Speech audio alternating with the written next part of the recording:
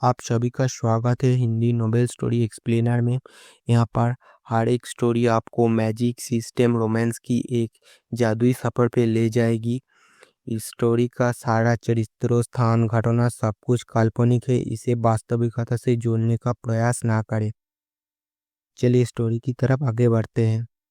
अध्याय 411। मीरा। भसीन परिवार चेन्नई के R&F प्लाजा में कार्यालय स्थान चाहता है, लेकिन शुक्ला अंकल उन्हें बातचीत करने का समय भी नहीं देंगे। उस समय से भसीन परिवार ने हर बात का दोष मुझ पर मढ़ दिया। मैं जो भी करूं, वह गलत है।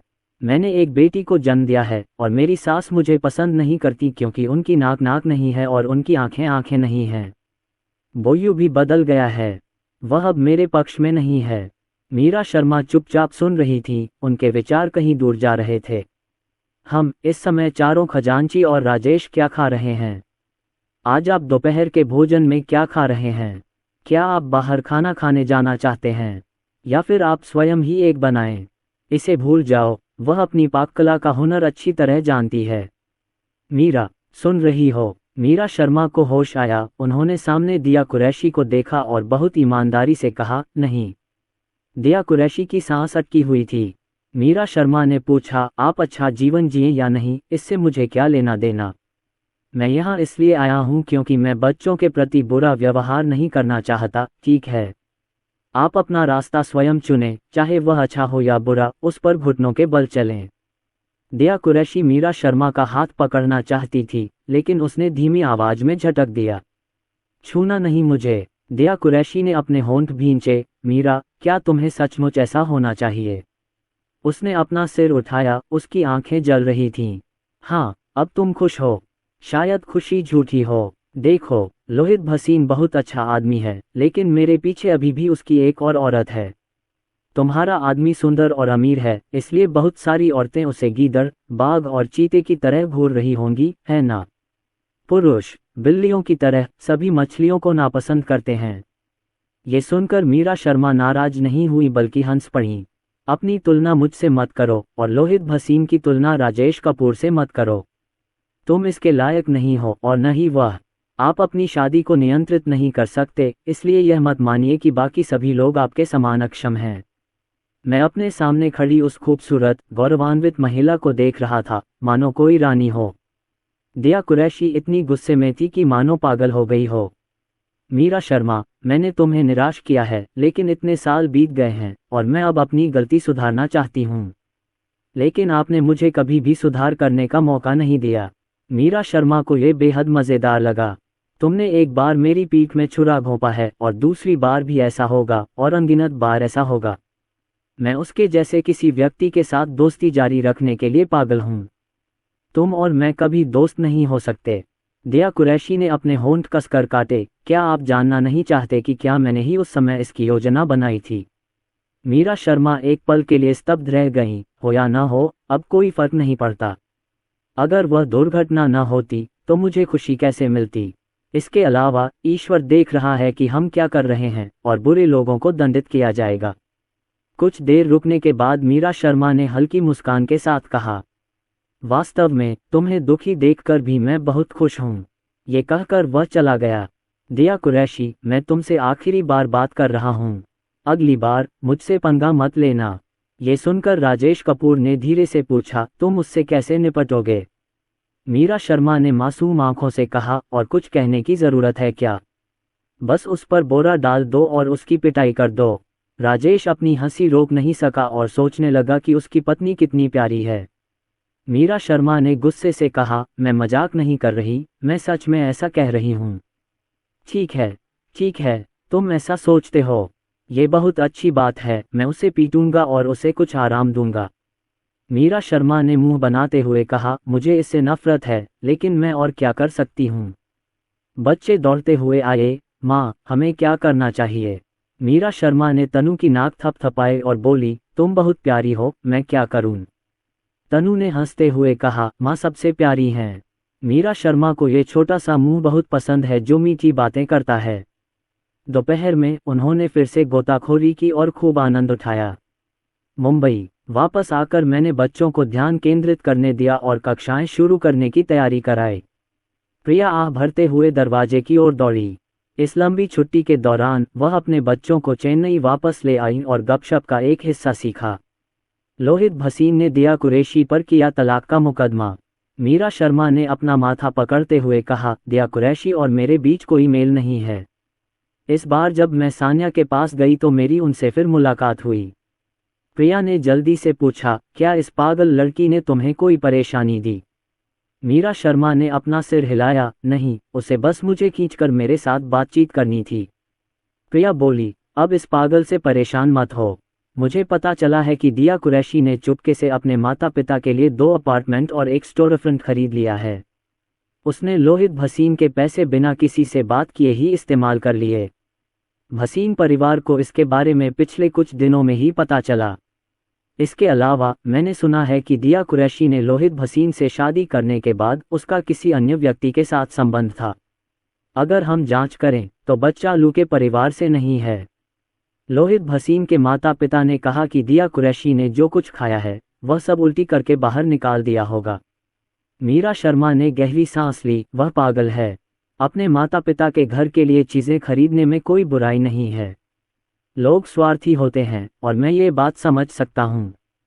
बाहर देख रहे हैं। लोहित भसीन को पहले तो इसके बारे में पता नहीं था और किसी से जांच करवाने के बाद ही उन्हें इसका पता चला। प्रिया ने कुछ आहें भरीं। बच्चों के स्कूल लौटने के बाद प्रिया और गपशप लेकर आए। बच्चा भसीन परिवार का है। लोहित भसीन अब अपनी मां के परिवार द्वारा तय किए गए मामलों को आगे नहीं बढ़ाता और सिर्फ तलाक मांगता है। फिर दिया कुरैशी ने अपने माता पिता के कहने पर तलाक ले लिया। प्रिया खिलखिलाकर हंसी, सुना है वो मैजिक सिटी छोड़कर चला गया है। पता नहीं वो कहाँ गया है। मीरा शर्मा को इसकी ज्यादा परवाह नहीं थी, बशर्ते कि उनका सामना दोबारा न हो। पलक झपकते ही फिर से स्कूल जाने का समय आ गया। दिन इसी तरह सामान्य तरीके से बीतते गए। नवंबर में हमें 3 खजानों के बारे में अच्छी खबर मिली। रिया मेहरा वाधवत अपनी आखिरी छुट्टी पर किसी काम से विदेश गए थे। दरअसल ये रिया मामले की देखभाल के लिए था। उन्होंने रिया के लिए न्यूयॉर्क ओपेरा में एकल प्रस्तुति का अवसर सुनिश्चित किया, जहां उन्होंने नाटक के प्रारंभिक भाग में एक नाटक प्रस्तुत किया। अगर रिया इस बार बड़ी सफलता हासिल कर लेती है तो निश्चित रूप से वह विदेश में भी प्रसिद्ध हो जाएगी। 9 नवंबर को रिया को पढ़ाने के लिए मेरठ पहुंची। शैक्षणिक योग्यता महत्वपूर्ण है और प्रतियोगिताएं भी महत्वपूर्ण हैं। पलक झपकते ही 6 नवंबर आ गया, जो शुक्रवार का अवकाश था। राजेश कपूर ने कक्षा के शिक्षक श्री झाओ से छुट्टी मांगी है और उनका बच्चा अगले बुधवार तक कक्षाओं में उपस्थित नहीं हो सकेगा। टीचर जोया ने चिंता से रिया की हालत के बारे में पूछा, क्या हुआ? तुमने छुट्टी क्यों मांगी? जब श्री झाओ को पता चला कि वह एक बहुत ही महत्वपूर्ण प्रतियोगिता में भाग लेने जा रहे हैं तो उन्होंने उन्हें अपना सर्वश्रेष्ठ प्रदर्शन करने के लिए कहा। क्या अभी जा रहा है? क्या उसे भी छुट्टी मांगनी होगी? ये रिया के लिए बहुत महत्वपूर्ण प्रतियोगिता है और इसमें पूरे परिवार का उपस्थित होना जरूरी है। सभी टिकटें खरीद ली गई हैं।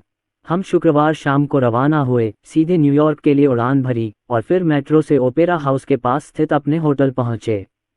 जब हम होटल पहुंचे तो रात के 10 बज चुके थे। बच्चे बिस्तर पर जाते ही सो गए और संभवतः कल दोपहर तक नहीं उठेंगे।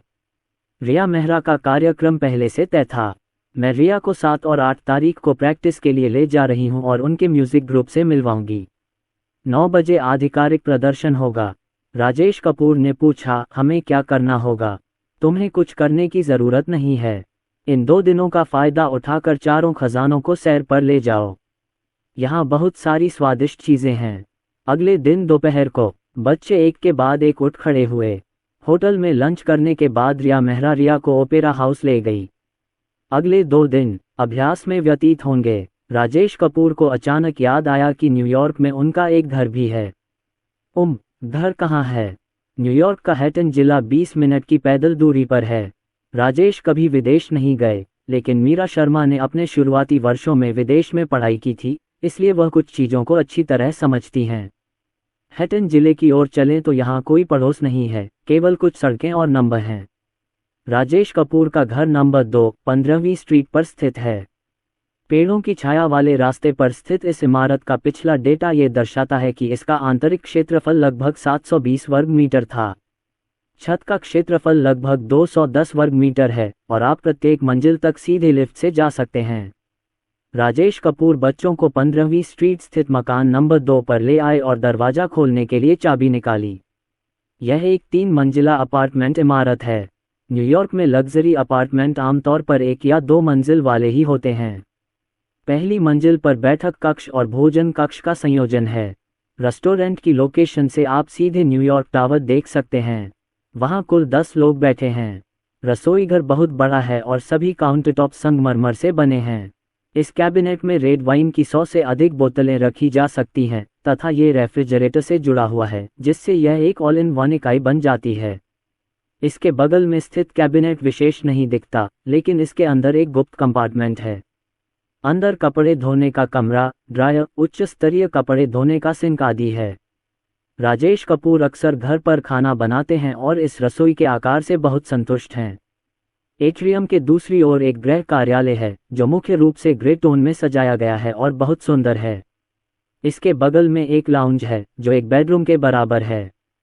शयन कक्ष बहुत बड़ा है और बाथरूम पूरी तरह सुसज्जित है। दूसरी मंजिल पर मुख्य रूप से शयन कक्ष और अतिथि कक्ष हैं तथा पहली मंजिल पर विश्राम कक्ष है। इस प्रकार कुल 8 कमरे हैं। मास्टर बेडरूम बहुत बड़ा है और अन्य कमरों की तरह शानदार ढंग से सजाया गया है। परिवार को सबसे अधिक आश्चर्य ऊपरी मंजिल पर हुआ। छत पूरी तरह से कांच की बनी है, जिससे सूर्य का प्रकाश पूरे कमरे में प्रवेश कर सके। शीर्ष तल पर 300 लोगों के लिए पार्टियों की व्यवस्था है और यह न्यूयॉर्क की प्रतिष्ठित इमारतों से घिरा हुआ है। बच्चे शोर मचाते हुए इधर उधर दौड़ने लगे और परिवार ने दौरा पूरा कर लिया। मीरा शर्मा ने आश्चर्य से पूछा, प्रिय, ये घर तो बहुत महंगा है ना? तुमने इसे कब खरीदा? राजेश कपूर मुस्कुराए और बोले, मैंने इसे पहले भी खरीदा था। मैंने इसे इसलिए खरीदा क्योंकि इसकी कीमत सही थी। इसकी कीमत ज़्यादा नहीं थी। मीरा शर्मा का मानना था इसकी लागत बहुत ज़्यादा तो नहीं होगी, लेकिन 100 मिलियन से अधिक होगी। राजेश कपूर मुस्कुराए और बोले, भविष्य में जब हम विदेश यात्रा पर जाएं तो रहने के लिए एक जगह होना अच्छा रहेगा। अगर हम अब यहाँ नहीं रहते तो हम इसे किराए पर दे सकते हैं। इसके अलावा अगर इस बार रिया सफल होती है तो टीचर मियाओ के सभी विदेशी कनेक्शन न्यूयॉर्क में हैं। रिया को अक्सर यहाँ आना पड़ता है। रहने के लिए जगह मिलना आरामदायक है ना?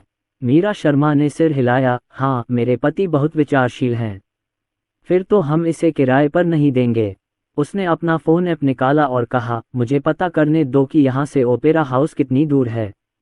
हम 40 मिनट की पैदल दूरी या 2 मेट्रो स्टॉप यानी 20 मिनट की आने जाने की यात्रा। राजेश कपूर मुस्कुराए और बोले, तो आप टीचर मियाओ को बुला लीजिए, मैं होटल से चेक आउट करके अपना सामान वापस ले आता हूँ।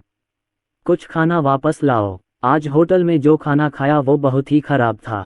बच्चों ने ज़्यादा कुछ नहीं खाया। विहू को छोड़कर, जो खाने का शौकीन है और खाने को लेकर ज़्यादा नखरे नहीं करता। राजेश कपूर उसी रास्ते से वापस लौटे और होटल से चेकआउट कर गए। फ्रंट डेस्क क्लर्क ने देखा कि राजेश कपूर के पास बहुत सारा सामान है और उसने भुगतान करने पर सामान उठाने में मदद की पेशकश की। राजेश कपूर तुरंत सहमत हो गए और महत्वपूर्ण सामान अपनी पीठ पर लाद कर होटल स्टाफ ने उनका सामान ले लिया। राजेश कपूर ने मीरा शर्मा को फ़ोन करके बताया कि कोई व्यक्ति सामान देने आएगा और देखेगा कि सूटकेस से कुछ गायब तो नहीं है। किराने का सामान खरीदने के लिए स्वयं सुपरमार्केट जाएं। यह उनका विदेश में किसी सुपरमार्केट में जाने का पहला मौका था और उन्होंने वहां से बहुत सारा सामान खरीदा। कैशियर मुस्कुराया और बोला, आप कहाँ से हैं? आप बहुत सुंदर हैं। मैं बहुत कम ही ऐसे विदेशी देखता हूँ जो इतने सुंदर दिखते हों। राजेश कपूर हल्के से मुस्कुराए। सामान वापस घर ले जाना। इतना बड़ा रसोईघर देखकर वह बहुत खुश हुआ और काम में जुट गया। मीरा शर्मा बच्चों के साथ खेल रही थीं और मदद के लिए आईं। राजेश कपूर बच्चे को लेकर चिंतित थे। पत्नी, तुम जाकर बच्चे का ध्यान रखो। ये घुमावदार सीढ़ियां हैं जिनकी रेलिंग नीची है। आपकी कड़ी मेहनत के लिए धन्यवाद पति। ये कठिन नहीं है। मैं रेलिंग को थोड़ा ऊंचा करने के लिए किसी को काम पर रखने के बारे में सोच रहा हूँ। रात का खाना तैयार होने के बाद रिया मेहरा और रिया वापस आ गए। रिया मेहरा अक्सर न्यूयॉर्क आती रहती हैं और यह जगह ओपेरा हाउस के नज़दीक है, इसलिए उन्हें आवास की कीमतें अच्छी तरह से पता हैं। राजेश ने भरपूर भोजन तैयार किया और मीरा शर्मा बच्चों को हाथ धुलवाने ले गईं। मीरा शर्मा ने धीरे से रिया के माथे को छुआ। क्या तुम थक गई हो? रिया ने आज्ञाकारी भाव से सिर हिलाया। थका नहीं हूँ। क्या ऐसी कोई चीज़ है जिसकी आपको आदत नहीं है? रिया ने भी सिर हिलाया। नहीं, सब ठीक है। रात के खाने के बाद शाम के 6 बज चुके थे और रिया मेहरा आराम करना चाहती थी। कल रात होटल में नींद ठीक से नहीं आई। तुम नौजवानों में बहुत ऊर्जा होती है, घूमने क्यों नहीं जाते? न्यूयॉर्क में दिन का तापमान केवल 10 डिग्री सेल्सियस के आसपास है और अंधेरा हो चुका है। राजेश बच्चों को छत पर ले गया, जहां से नज़ारा बहुत अच्छा था। बच्चे खेलते रहे और राजेश बारबेक्यू बनाने लगा। शाम 8 बजे राजेश बच्चों को दूसरी मंजिल पर ले गया। मास्टर बेडरूम के बगल में दूसरा बेडरूम है। बच्चों को अपरिचित कमरे में सोने में कुछ प्रतिरोध हो सकता है और यह विशेष रूप से 3 खजानों में स्पष्ट है। राजेश कपूर ने एक पल सोचा और कहा, ये कैसा रहेगा? दूसरे और तीसरे बच्चे मां के साथ सोएं और पिताजी सबसे बड़े और चौथे बच्चे के साथ सोएं। ये कैसा रहेगा? बच्चों की कोई राय नहीं थी। दंपति ने बच्चों को नहलाने और कपड़े पहनाने के बाद वे सोने के लिए बिस्तर पर लेट गए। अलग अलग कमरों में सोने के बाद से यह पहली बार है जब बच्चे अपने माता पिता के साथ सोए हैं। मुझे इसकी बहुत याद आती है। अवी और विहू बहुत खुश थे और लगातार बातें कर रहे थे। राजेश कपूर ने बेबसी से कहा, थोड़ी देर सो जाओ, रिया को कल कुछ काम है। लगता है पड़ोस वाली रिया सो गई है। अगली सुबह राजेश कपूर नाश्ता बनाने के लिए उठे। दलिया, तली हुई सब्जियां और अचार वाले खीरे। रिया मेहरा ने मुस्कुराते हुए कहा, न्यूयॉर्क में दलिया पीना दुर्लभ है। राजेश कपूर मुस्कुराए और बोले, अगर दोपहर में आपके पास पर्याप्त समय हो तो आप वापस आकर खाना खा सकते हैं। रिया मेहरा एक पल के लिए चुप रहीं और फिर बोली, ठीक है, मैं दोपहर के आसपास तुम्हें फ़ोन करूंगी। सुबह राजेश कपूर और उनकी पत्नी अपने बच्चों को सुपरमार्केट ले गए। राजेश, जो 7 भाषाएं बोल सकते हैं, जब उनके बच्चे किंडरगार्टन में थे। मैं कभी कभी बच्चों के साथ अन्य भाषाओं में भी बातचीत करता हूं और अब बच्चों को सामान्य रूप से बातचीत करने में कोई समस्या नहीं होती। ये बच्चों के लिए विदेश में किसी सुपरमार्केट में जाने का पहला अवसर था और वे सभी बहुत उत्सुक थे। मूलतः चीन के लोगों से अलग। यदि कोई अंतर है तो वह है कीमत। मैंने कुछ मांस, सब्जियां और फल खरीदे और तब तक लगभग 10 बज चुके थे। मैं अभी इस बारे में सोच ही रहा था कि रिया मेहरा का फ़ोन आया और वह थोड़ी शर्मिंदा लग रही थी। यदि वह और रिया दोपहर के भोजन के लिए वापस आते तो वे अपने कुछ परिचित मित्रों को साथ लाते, लगभग 7 या 8 लोग। उन्होंने सुना कि राजेश ने 4 बच्चों को जन्म दिया है और वे उनसे मिलने आना चाहते थे। और यह जानते हुए कि राजेश खाना बना सकता है, मैं उसकी पाककला को आजमाना चाहता हूँ। राजेश कपूर को तो कोई आपत्ति नहीं थी। उन्हें क्या खाना पसंद है? मैं तो बहुत सारे व्यंजन बना सकता हूँ। रिया मेहरा ने कहा, बस घर का खाना। राजेश कपूर समझ गए, ठीक है, आप कितने बजे घर आओगे? लगभग 12 बजे। ठीक है, कोई समस्या नहीं। फ़ोन रखने के बाद राजेश कपूर ने शॉपिंग कार्ट को धकेलते हुए कहा, आज हमारे यहाँ बहुत सारे मेहमान आने वाले हैं और पिताजी बहुत सारा खाना खरीदने वाले हैं। तुम लोगों को भी आना चाहिए। उसने चारों बच्चों से कहा, पिताजी का समय खत्म हो रहा है, इसलिए हम सुपरमार्केट में नहीं रुक सकते, समझे? बच्चों की कोई राय नहीं थी। जब वे वापस आए तो 10:30 बज चुके थे और राजेश ने परिवार के सभी लोगों को बुला लिया। पत्नी, इन आलू और खीरे छीलो। तुम नन्हे बच्चों ने सब्जियां तोड़ ली हैं। तुम लहसुन छीलने में बहुत माहिर हो। पापा के लिए और छीलना। शुक्रिया, सभी ने एक स्वर में कहा। Roger, sir.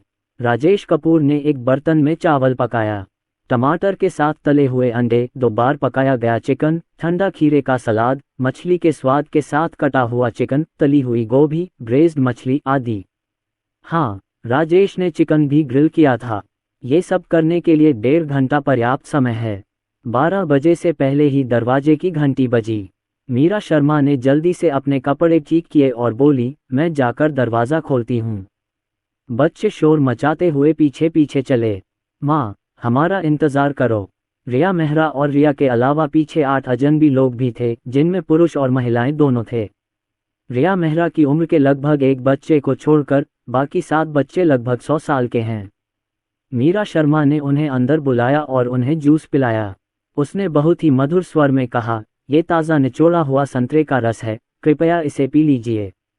फिर वह रसोई घर में गई और पूछा, प्रिय, क्या अब हम खाना खा सकते हैं? ठीक है, मीरा शर्मा ने रिया मेहरा से कहा और रिया, डिनर तैयार है। रिया मेहरा उनसे परिचित थीं और मुस्कुराते हुए बोली, खाना तैयार है। चलो, हाथ धो लें। भोजन कक्ष में एक ही समय में 10 लोग बैठ सकते हैं और बच्चे बैठक कक्ष में चाय की मेज पर खाना खाएंगे। राजेश कपूर ने बच्चों के लिए भोजन तैयार किया और कहा, आप स्वयं परोसें। उन्होंने एक एक करके व्यंजन परोसे और जब रिया मेहरा और अन्य लोग बाहर आए तो आखिरी रोस्ट चिकन परोसा गया। जब रिया मेहरा ने ये देखा तो वह बिना किसी हिचकिचाहट के सबसे पहले बैठ गए। आओ बैठो और खाओ। राजेश कपूर ने रेड वाइन और शैंपेन उठाए और पूछा, क्या आप लेंगे? किसी ने भी यह नहीं कहा कि वे शराब नहीं पीना चाहते। मीरा शर्मा मुस्कुराईं और बोली, आप लोग खाए, मैं जाकर बच्चों का ध्यान रखूंगी। रिया मेहरा ने राजेश को बताया कि उनके सामने खड़े 8 लोग वास्तव में एक ही बैंड से हैं। नेता बैंड का संस्थापक है। दोनों सहपाठी थे और हमेशा संपर्क में रहे। ये सभी 8 लोग लगभग 20 वर्ष के हैं और न्यूयॉर्क में काफ़ी प्रसिद्ध हैं। पिछली बार जब रिया मेहरा आई थी तो वह मैक्स की मदद के लिए एक पुराने सहपाठी की तलाश कर रही थी ताकि रिया को एक मौका मिल सके। दूसरा पक्ष 3 खजानों की शक्ति को देखने के बाद ही सहमत हुआ। ये सहपाठियों के बीच किसी प्रकार की मित्रता नहीं है। रिया मेहरा ने खाते समय इस व्यंजन का परिचय दिया। राजेश कपूर ने मुस्कुराते हुए कहा, अगली बार मुझे बताइए कि आप क्या खाना चाहते हैं और मैं आपके लिए बना दूंगा।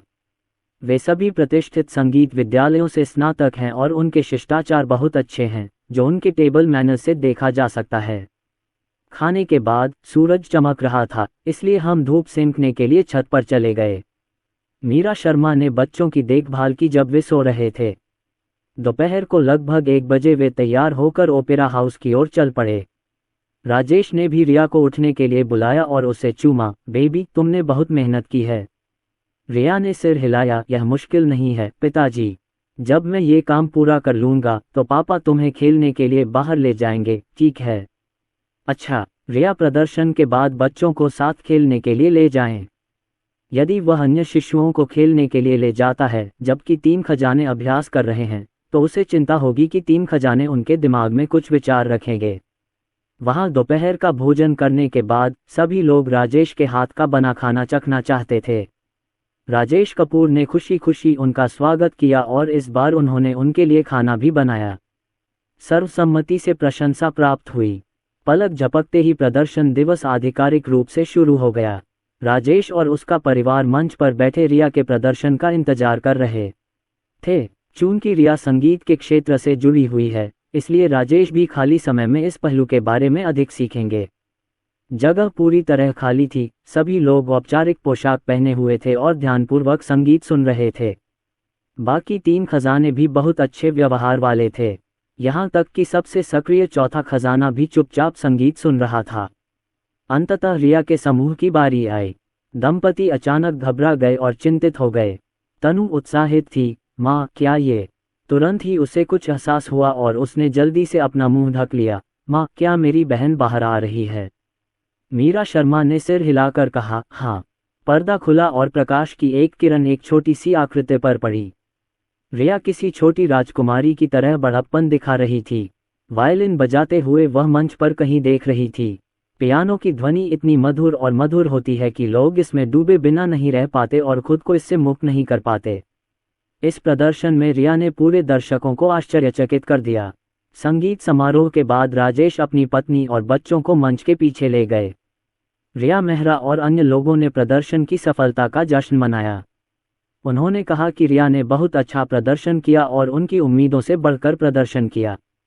यहाँ तक कि मैक्स ने कहा कि रिया सबसे प्रतिभाशाली युवा संगीतकार थी जिनसे वह कभी मिले थे। उन्होंने जुआ खेला और पता चला कि वे सही थे। रिया ने उन्हें निराश नहीं किया। प्रदर्शन के बाद हुई तालियों से पता चलता है कि प्रदर्शन सफल रहा। न्यूयॉर्क में तापमान 10 डिग्री सेल्सियस से अधिक था और राजेश ने रिया को एक डाउन जैकेट और टोपी पहनाई। अब जब यह बाहर आ गया है, पिताजी तुम लोगों को कुछ मौज मस्ती के लिए बाहर ले जाएंगे, कैसा रहेगा? उन्होंने रिया को दिलासा देने के लिए अपना रास्ता बदला। परिणाम महत्वपूर्ण नहीं है, बस कड़ी मेहनत करो। जब समय बचा था, राजेश अपनी पत्नी और बच्चों को लेकर यूनिवर्सल स्टूडियो देखने चले गए। यदि आपको रात में देर हो जाए तो आप बच्चों को एक रात के लिए पास के होटल में ले जा सकते हैं। ऐसा कहा जाता है कि यूनिवर्सल स्टूडियो में आप फिल्म निर्माण का अवलोकन कर सकते हैं, विशेष प्रभाव वाले दृश्यों के रहस्यों को जान सकते हैं तथा क्लासिक फिल्मों के अद्भुत क्लिपों की समीक्षा कर सकते हैं। पहले राजेश को यात्रा करना पसंद नहीं था, लेकिन बच्चे के जन्म के बाद से राजेश को बाहर जाने की अधिक इच्छा होने लगी। मुझे लगता है कि वह बच्चों की देखभाल करना चाहता है और दुनिया को और अधिक देखना चाहता है। मैं मेट्रो और बस से गया और अंततः अपने गंतव्य पर पहुंच गया। राजेश ने मीरा शर्मा से बच्चे की देखभाल करने को कहा, जबकि वह वधावत से टिकट खरीदने को कहा। 3 वर्ष से कम उम्र के बच्चों को टिकट की आवश्यकता नहीं है। जैसे ही आप प्रवेश करेंगे, विश्व का विशाल ग्लोब अत्यंत आकर्षक लगेगा। राजेश ने विशेष रूप से अवि और विहू को चेतावनी दी कि वे इधर उधर न भागें। अवि और विहू अभी भी चीजों के महत्व को पहचान सकते हैं। विहू ने राजेश कपूर को आश्वासन दिया, पिताजी चिंता मत कीजिए, मैं अच्छा रहूंगा और इधर उधर नहीं भागूंगा। अवि भी खड़ा हुआ और अपनी स्थिति व्यक्त की। अंदर जाने के कुछ ही देर बाद हम हैरी पॉटर स्टोर पर पहुंच गए। चारों बच्चों ने हैरी पॉटर फिल्में देखी हैं और जादू की छड़ी के रूप में चॉपस्टिक का उपयोग करते हुए मंत्र बुदबुदाते हैं। जैसे ही बच्चों ने इसे देखा, उन्होंने राजेश से एक सेट खरीदने की विनती की, एक जादू की छड़ी भी। राजेश कपूर मुस्कुराए और बोले, जरूर, जाओ और अपने लिए चुन लो। ऐसा कुछ खरीदो जो तुम्हें ठीक से फिट हो और ऐसा कुछ मत खरीदो जो बहुत लंबा हो। अच्छा, चारों खजाने खुश छोटे पक्षियों की तरह हैं। राजेश कपूर ने मीरा शर्मा से पूछा, पत्नी क्या आपको यह चाहिए? मीरा शर्मा मुस्कुराई और सिर हिलाकर कहा, नहीं। अंततः बच्चे ने एक जादुई वस्त्र और एक जादू की छड़ी खरीद ली। चूंकि वहां बहुत सारे बच्चे थे, इसलिए राजेश ने स्टाफ से उनकी संख्या अंकित करने को कहा। स्टाफ ने ईर्ष्या से कहा, आप बहुत भाग्यशाली हैं कि आपको ऐसे प्यारे छोटे देवदूत मिले हैं। धन्यवाद। क्या वह आपकी पत्नी है? वह बहुत सुंदर है। धन्यवाद। यहाँ स्वागत है। अगला स्टोर मिनियंस का है, जो मिनियंस गुड़िया, मग, कपड़े, किताबें आदि से भरा है। यहाँ अन्य गुड़िया पात्र भी हैं, जैसे स्पंज बॉब स्क्वेयरपैंट्स आदि। बच्चे वधवत में हैं और वधवत काफी पागल हैं। खुशी खुशी राजेश कपूर को ये देखने के लिए खींच रहा हूँ और मीरा शर्मा को वह देखने के लिए खींच रहा हूँ। दंपति इतने भ्रमित हो गए कि उन्हें चक्कर आने लगा। दुकान से बाहर निकलने के बाद मीरा शर्मा ने गहरी सांस ली। ऐसा प्रतीत होता है कि बच्चों के साथ खरीदारी करना महिलाओं के साथ खरीदारी करने से अधिक थका देने वाला होता है। थोड़ी देर चलने के बाद हम हैरी पॉटर के स्कूल पहुंच गए। दंपति में खेलने की कोई ऊर्जा नहीं थी, उनका सारा ध्यान अपने 4 बच्चों पर था। उन्हें डर था कि वे भीड़ में खो जाएंगे। माँ, जल्दी आओ, ये जादू का स्कूल है। ये बहुत सुंदर है, जल्दी आओ। पिताजी, जल्दी करो। माँ, जल्दी करो। ये स्थान इतना विशाल है कि इसे पूरी तरह से देख पाना कठिन है।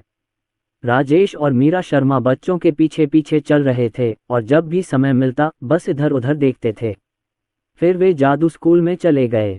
उन सभी को फिल्म के अनुसार एक एक करके पुनर्स्थापित किया गया है और यहाँ तक कि उन पर लगे चित्रों को भी स्थानांतरित किया जा सकता है। अंदर की रोशनी मंद थी।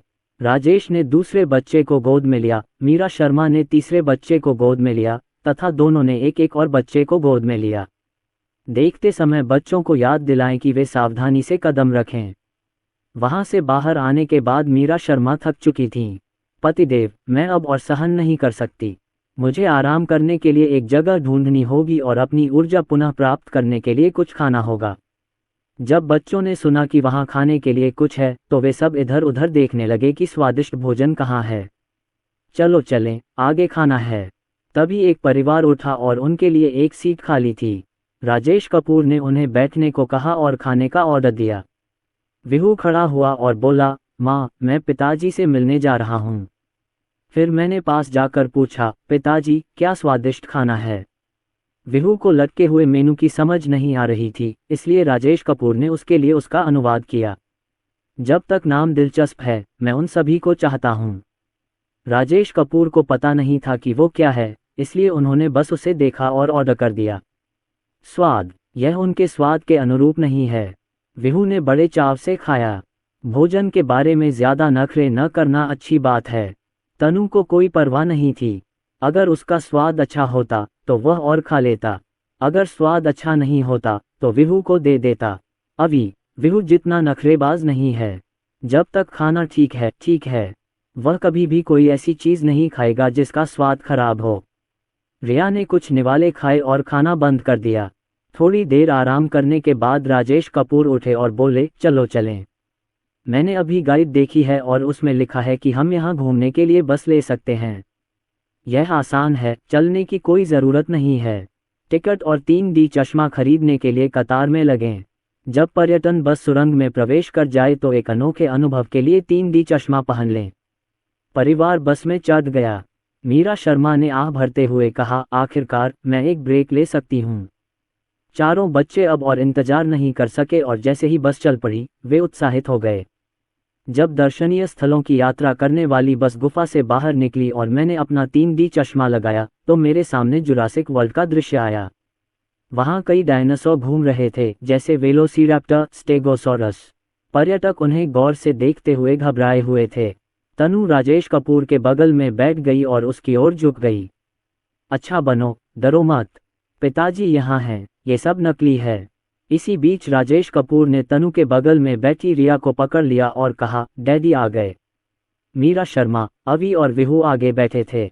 वे बिल्कुल भी नहीं डरे और उन्होंने प्रक्षेपित डायनासोर का अभिवादन भी किया। खैर, बहादुर होना अच्छी बात है। वास्तव में ये सिर्फ फिल्म क्लिप हैं। उनमें से कुछ को राजेश कपूर जानते थे और कुछ को नहीं। दृश्य बहुत अच्छे हैं और ऐसा लगता है जैसे आप वहां मौजूद हैं। सुरंग से बाहर निकलने के बाद कार कुछ मीटर चली और अचानक रुक गई। मानो किसी चीज का इंतजार कर रहे हों। चारों खजाने उत्सुकता से इधर उधर देखने लगे। अचानक दाहिनी ओर बड़ी मात्रा में पानी दिखाई दिया। पानी का स्तर बढ़ता गया और पर्यटक बस की ओर बढ़ने लगा तथा बस के शीशे से टकराने लगा। इसके बाद दूसरी बार झटका आया और इस बार टूर बस हिल गई। कुछ देर रुकने के बाद टूर बस आगे बढ़ गई। थोड़ी देर बाद वे एक अन्य सुरंग में प्रवेश कर गए। सेट देखकर लगता है कि ये कोई सबवे स्टेशन होगा। मुझे समझ नहीं आ रहा कि ये किस फिल्म की क्लिप है। अचानक टूर बस हिलने लगी। तनु और रिया इतनी डर गईं कि दौड़कर राजेश कपूर के पास गईं और उन्हें गले लगा लिया। राजेश कपूर ने बच्चों को समझाया, डरो मत, ये सब नकली है। डरो मत, पिताजी यहाँ हैं। अचानक प्रवेश द्वार पर स्थित वह शेल्फ जहां आप अपना कार्ड स्वाइप करते हैं ढह गई और उसमें बहुत सारा पानी भर गया। तनु इतना डर गया कि वह राजेश की बाहों में चिल्लाया, पापा, तनु डर गई है। डरो मत, पिताजी यहाँ हैं, पिताजी यहाँ हैं। तीनों खजानों से डरो मत, वे सब नकली कृत्रिम दृश्य हैं, असली नहीं। ये हैरी के जादू विद्या स्कूल जैसा ही है, ये सब नकली है। जैसे ही उन्होंने यह बात कही टूर बस रुक गई। सब कुछ सामान्य हो गया और बस आगे बढ़ने लगी। अभी और विहू खूब मजे से खेल रहे थे और बिल्कुल भी डरे हुए नहीं थे। आगे बढ़ते हुए हम महान सफ़ेद शार्क के फोटोग्राफी स्थल पर पहुंचे। राजेश ने ये फिल्म पहले भी देखी है और इसके कुछ दृश्यों से परिचित हैं। हमारे सामने एक नकली नदी थी जिसमें एक बड़ी सफ़ेद शार्क हमारी ओर तैर रही थी। शार्क को बहुत यथार्थवादी ढंग से बनाया गया है और वह बिल्कुल असली जैसी दिखती है। कार में बैठे बच्चे चौंक गए, लेकिन शार्क जल्द ही तैरकर दूर चली गई, जिससे सभी को गलत अलार्म बजने लगा। फिर आगे बढ़ते रहें। यह एक हवाई जहाज का मलबा था। ये किसी डिजास्टर फिल्म का होना चाहिए। राजेश कपूर को ठीक से पता नहीं कि यह क्या है क्योंकि उन्होंने बहुत समय से फिल्में नहीं देखी हैं। आगे बढ़ते हुए कुछ लोग ऐसे दिखे जिनके नाम राजेश कपूर को याद नहीं आ रहे थे। नीचे आने के बाद भी बच्चे संतुष्ट नहीं थे। राजेश कपूर, जो लगभग 1.8 मीटर लंबे हैं, ने दूर से एक बोर्ड देखा, ट्रांसफॉर्मर वहां है। अभी चिल्लाया, पिताजी, वह कहाँ है? वह कहाँ है? वहां चलो, पिताजी तुम्हें वहां ले जाएंगे। राजेश वाधवत से टिकट खरीदने के लिए कहा, फिर लाइन में खड़े होकर अपना 3D चश्मा पहना। ये चश्मे पिछले वाले से अलग हैं। अंदर जाने के बाद दृश्य प्रभाव शानदार है, बहुत अच्छा। बच्चे पूरे समय खुशी से चिल्ला रहे थे, खासकर रवि और विहू, उनकी आवाज़ बहुत तेज है। मैं अपने आप पर बिल्कुल भी नियंत्रण नहीं रख सकता। दुर्भाग्य से कार्यक्रम बहुत छोटा था और कुछ ही मिनटों में समाप्त हो गया। अवि और विहू अभी भी संतुष्ट नहीं थे। तनु ने जब यह फिल्म देख ली तो पहले तो उसे कुछ महसूस नहीं हुआ, लेकिन बाद में उसे थोड़ा चक्कर आने लगा। राजेश कपूर ने तनु को उठाया और कहा, पानी पियोगी? पापा पानी पिला देंगे। तनु ने इसके बारे में सोचा और सिर हिलाया। राजेश कपूर ने तनु के लिए थोड़ा गर्म पानी डाला और उसे गर्म करने के बाद उसे बेहतर महसूस हुआ। राजेश कपूर ने प्रत्येक बच्चे को थोड़ा थोड़ा खाना खिलाया। पत्नी, क्या तुम पीना चाहोगी? और कुछ पास होना? तो फिर मैं एक ड्रिंक लूँगा। मीरा शर्मा ने कुछ पी लिया और ऐसा लगा जैसे आसमान में अंधेरा छाने लगा हो। चलो चलें और देखें कि वहाँ और क्या मज़ेदार है। बाहर आकर देखा तो एक ट्रांसफॉर्मर था जो लगभग 3 मीटर लंबा था और हिल सकता था। ज़रूर अंदर कोई इंसान होगा। आप तस्वीरें ले सकते हैं। बेशक अभी तस्वीरें लेना चाहता था, विभिन्न तरीकों से पोज देना चाहता था और खुशी से मुस्कुराना चाहता था। ये बच्चों के साथ मुट्ठियां टकराने, तालियां बजाने आदि का कार्य कर सकता है। विहू को थोड़ा अफसोस हुआ क्योंकि वहां कोई अल्ट्रामैन नहीं था। आगे बढ़ते हुए, जुरासिक डायनासोर हैं जो अत्यंत यथार्थवादी हैं और टायरानोसोरस रेक्स हमेशा स्टार होता है। टिकट खरीदने के बाद वाधवा परिवार जुरासिक देखने के लिए निकल पड़ा। इस समय वहां पहले से ही अंधेरा था लेकिन प्रकाश में था। जुरासिक वर्ल्ड का वातावरण विशेष रूप से अच्छी तरह से बनाया गया है। ब्रैकियोसोरस के विशाल शरीर की तुलना में मनुष्य बहुत छोटा लगता है। बच्चों ने आश्चर्य से अपना मुंह खोल दिया, ब्रैकियोसोरस के सिर की ओर देखा और आश्चर्य से चिल्ला उठे। मीरा शर्मा और राजेश कपूर आश्चर्य से आहें भरने से खुद को नहीं रोक सके। वे यहाँ के कई डायनासोरों को नहीं पहचानते, लेकिन विहू और अभी उन्हें पहचानते हैं। हर डायनासोर का नाम पुकार सकते हैं। टायरानोसोरस रेक्स अचानक मंद प्रकाश में प्रकट हुआ। विशाल डायनासोर का सिर और उसके खतरनाक नुकीले दांत देखकर सभी लोग सचमुच डर गए। जुरासिक पार्क रिवर एडवेंचर बच्चों की पसंदीदा गतिविधियों में से एक है। बाहर आने के बाद अंधेरा हो चुका था और 7:30 बज चुके थे। रास्ते में हमने कुछ खाने का सामान खरीदा और परिवार ने इस बात पर चर्चा की कि होटल में रुकें या वापस चले जाएं। मीरा शर्मा बच्चों की ओर देख रही थीं और उनके विचार जानना चाहती थीं। बच्चों ने घर जाने का फैसला किया। उनके लिए घर दुनिया का सबसे आरामदायक और गर्म स्थान है। बाहर का होटल चाहे कितना भी अच्छा क्यों न हो, उसकी तुलना आपके अपने घर से नहीं की जा सकती। तो फिर चलो घर चलें। जब मैं घर पहुंचा तो मैंने रिया मेहरा को रोटी खाते और दूध पीते देखा। क्या आप वापस आ रहे हैं? राजेश कपूर वाधवत सीधे रसोई में गए। 1 मिनट रुकिए, खाना जल्द ही तैयार हो जाएगा। रिया मेहरा को दलिया पीना पसंद है, इसलिए राजेश कपूर दलिया बनाने की योजना बनाते हैं। इसके अलावा मैंने जो नाश्ता बाहर खाया था उसका स्वाद बहुत तीखा था। मैं स्वयं इसे स्वीकार नहीं कर सकता, बच्चों की तो बात ही छोड़िए। दलिया पकने के बाद व्यंजन भी तैयार हैं। पत्नी, बच्चों, खाने का समय हो गया है। खाने की मेज पर रिया मेहरा ने कहा, आप अपने बच्चों को प्राकृतिक इतिहास संग्रहालय ले जा सकते हैं। ये दुनिया का सबसे बड़ा प्राकृतिक इतिहास संग्रहालय है, जिसमें 5 मुख्य क्षेत्रों से संबंधित प्रदर्शनियां हैं: खगोल विज्ञान, खनिज विज्ञान, मानव इतिहास, प्राचीन जानवर और आधुनिक जानवर। बड़ी संख्या में जीवाश्म, डायनासोर, पक्षी, रत्न, मोलस्क और समुद्री जीवन के नमूने विशेष रूप से मूल्यवान हैं। ये हमेशा मज़ेदार होता है। चूंकि हम यहाँ हैं, तो मैं बच्चों को भी इसे दिखाने ले जाऊंगा। ये बहुत मज़ेदार है। इससे पहले कि राजेश कपूर कुछ कह पाते, बच्चे उसे देखने के लिए मचलने लगे। राजेश कपूर भी जाकर देखना चाहते थे। ठीक है, तो आज रात तुम लोग जल्दी सो जाना और कल हम जल्दी उठेंगे। रिया मेहरा ने मुस्कुराते हुए कहा, आप लोग जाए, मैं नहीं जाऊंगी। मैं बूढ़ी हो गई हूँ और घर पर आराम करना चाहती हूँ। ठीक है, मैं कल सुबह खाना तैयार करूंगी और दोपहर से पहले वापस आने की कोशिश करूंगी। रिया मेहरा ने सिर हिलाया, नहीं नहीं, तुम लोग बस मज़े करो, मैं खाने का इंतज़ाम कर दूंगी। ये सुनने के बाद राजेश कपूर ने कुछ और नहीं कहा। बच्चों ने खाना खत्म करने के बाद थोड़ी देर आराम किया और फिर सोने के लिए लेट गए। राजेश कपूर ने 2 कक्षाओं के शिक्षकों को संदेश भेजकर कहा कि वह 2 दिन की और छुट्टी लेना चाहते हैं और शिक्षकों को इस पर कोई आपत्ति नहीं थी। अगले दिन राजेश कपूर अपनी पत्नी और बच्चों को लेकर आए। कई उतार चढ़ावों के बाद हम अंततः प्राकृतिक इतिहास संग्रहालय पहुंचे। इसी समय एक सुंदर युवक आया और उसने राजेश कपूर का विनम्रतापूर्वक स्वागत किया। नमस्ते, क्या आप संग्रहालय के रेस्तरां में हैं? क्या आपको गाइड या टूर गाइड की ज़रूरत है? राजेश कपूर ने युवक की ओर देखा और पूछा, इसकी कीमत कितनी है? उस युवक को उम्मीद नहीं थी कि राजेश कपूर इतनी धारा प्रवाह विदेशी भाषाएं बोल लेंगे।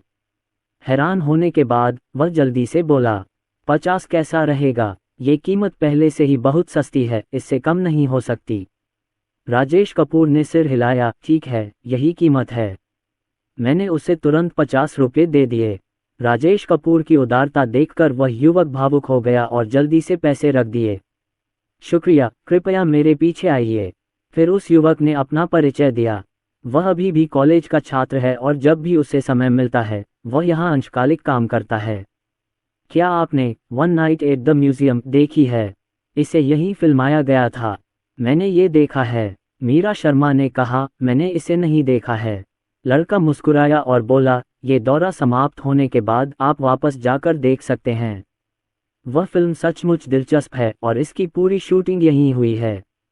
सबसे पहले मैं आपको संग्रहालय की 4 मंजिलों से परिचित करा दूं। संग्रहालय के भूतल और द्वितीय तल पर क्लोकर रूम हैं, जहां आप कपड़े, बैकपैक और छाते रख सकते हैं। इसके लिए शुल्क देना होगा। आप इनमें से किसी भी चीज़ का उपयोग कर सकते हैं, जिसमें फ्लैश भी शामिल है, लेकिन ट्राइपॉड की अनुमति नहीं है। लड़के ने सुझाव दिया, आप अपना बैग वहां रख सकते हैं, इससे आपको अधिक आराम महसूस होगा। राजेश कपूर मुस्कुराए और बोले, नहीं, ये तो बहुत हल्का है। लड़का मुस्कुराया और बोला, चलो चलें। फिर उसने एक पहचान पत्र निकाला। इस प्रमाण पत्र के साथ आप संग्रहालय में स्वतंत्र रूप से प्रवेश और निकास कर सकते हैं। सबसे पहले मैं आपको प्रथम स्तर से परिचित कराना चाहूँगा। इसमें उत्तरी अमेरिकी वन, पारिस्थितिक प्रदर्शन, समुद्री जीवन, स्तनधारी और बहुत कुछ है। परिवार ने लड़के का पीछा किया और हॉल के केंद्र में विभिन्न आकारों के 8 विशाल हाथी के नमूने थे। जब चारों खजानों ने इसे देखा तो वे आश्चर्य से चिल्ला उठे। इसके चारों ओर शेर, बाघ, हिरण, तेंदुए और अन्य जानवरों के सजीव नमूने हैं और यहाँ तक कि ध्वनि प्रभाव भी लगे हैं, जिससे वे बिल्कुल असली जैसे दिखते हैं। पिछली बार मुंबई में संग्रहालय देखने के अनुभव के बाद बच्चे दुनियादारी के बारे में काफ़ी जानकार हो गए थे और उन्हें ज़्यादा आश्चर्य नहीं हुआ, जब तक वे ओशनेरियम पर नहीं पहुंच गए। यह विशाल ब्लू व्हेल मॉडल लॉबी के ठीक ऊपर लटका हुआ है। संग्रहालय ने इसका वजन और आयतन बिल्कुल सही बहाल कर दिया है, जो बेहद चौंकाने वाला है। 6 सदस्यों वाला परिवार स्तब्ध रह गया। बच्चों के मुंह सदमे से खुले रह गए। लड़के ने मुस्कुराते हुए उसका परिचय दिया, ये संग्रहालय में उल्कापिंड के अलावा सबसे महत्वपूर्ण प्रदर्शनी है। 29 मीटर लंबा, 9,500 किलोग्राम वजनी ब्लू व्हेल मॉडल समुद्री जीवन और समुद्री पारिस्थितिकी तंत्र के प्रति हमारी चिंता की निरंतर याद दिलाता है।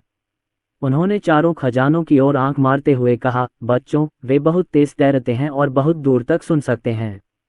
इसी मंजिल पर उन्होंने 100 कैरेट का एक स्टार मानिक भी देखा और उन्होंने दुनिया का सबसे बड़ा सितारा नीलम भी देखा। इस रत्न के मध्य में एक विशाल 6 बिंदु वाला तारा है, जिसका वजन 563 कैरेट है तथा इसका जीवनकाल 2 अरब वर्ष से अधिक है। इसे देखने के बाद मैं बहुत हैरान रह गया।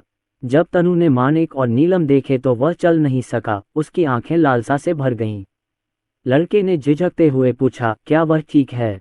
विहू ने धाराप्रवाह अंग्रेजी में कहा, मेरी बहन बहुत अच्छी है। वह बड़ी होकर ज्वेलरी डिज़ाइनर बनना चाहती है, इसलिए टेबी को ज्वेलरी पसंद है। लड़के ने अपनी भौहें उठाईं, क्या सच है? ये तो बहुत अच्छा सपना है। दूसरी मंजिल पर स्तनपायी जीवों की प्रदर्शनी है। बच्चों ने बड़ी दिलचस्पी से देखा। लड़के ने कहा, पहली मंजिल पर एक फिल्म की विशेष स्क्रीनिंग होती है और उसे देखने के लिए हर दिन सैकड़ों लोग वहां कतार में खड़े होते हैं। अभी यहाँ बहुत सारे लोग हैं। हम अपना दौरा खत्म करने के बाद नीचे जाकर देख सकते हैं। उस समय संभवतः वहाँ बहुत अधिक लोग नहीं थे। वहाँ एक विशाल पैनोरामिक स्क्रीन है जो दूसरी या तीसरी मंजिल जितनी ऊंची है, जिसमें स्टीरियो साउंड है। यहाँ तितलियों के झुंड, प्रवासी पक्षी, मछलियों के झुंड और भी बहुत कुछ है। यह अद्भुत है। तीसरी मंजिल पर लॉबी में एक बड़ी टीवी स्क्रीन है। जीवन का उद्गम अब चल रहा है और इसका अंत लगभग आ गया है। बच्चों को इन चीज़ों में कोई दिलचस्पी नहीं थी। जब उन्होंने 3D चश्मों के बारे में सुना तो देखने के लिए दौड़ पड़े। लड़के ने बताया, ये डार्क स्पेस है जो लोगों को अंतरिक्ष में यात्रा करने के आश्चर्य का अनुभव कराता है। प्रत्येक स्क्रीनिंग लगभग 30 मिनट तक चलती है। जब बच्चों ने ये सुना तो उन्होंने कहा, बाह्य अंतरिक्ष, तुम्हें इसे अवश्य देखना चाहिए। 5 मिनट तक लाइन में इंतजार करने के बाद उनकी बारी आई। क्या कहूँ, ये अनुभव बहुत ही शानदार है। जब पूरा परिवार बाहर निकलता है तो ऐसा लगता है जैसे हम रूई पर चल रहे हों। लड़का मुस्कुराया और पूछा, तुम्हें कैसा लग रहा है? तनु मुस्कुराई और बोली, बहुत बढ़िया, मुझे ये बहुत पसंद है।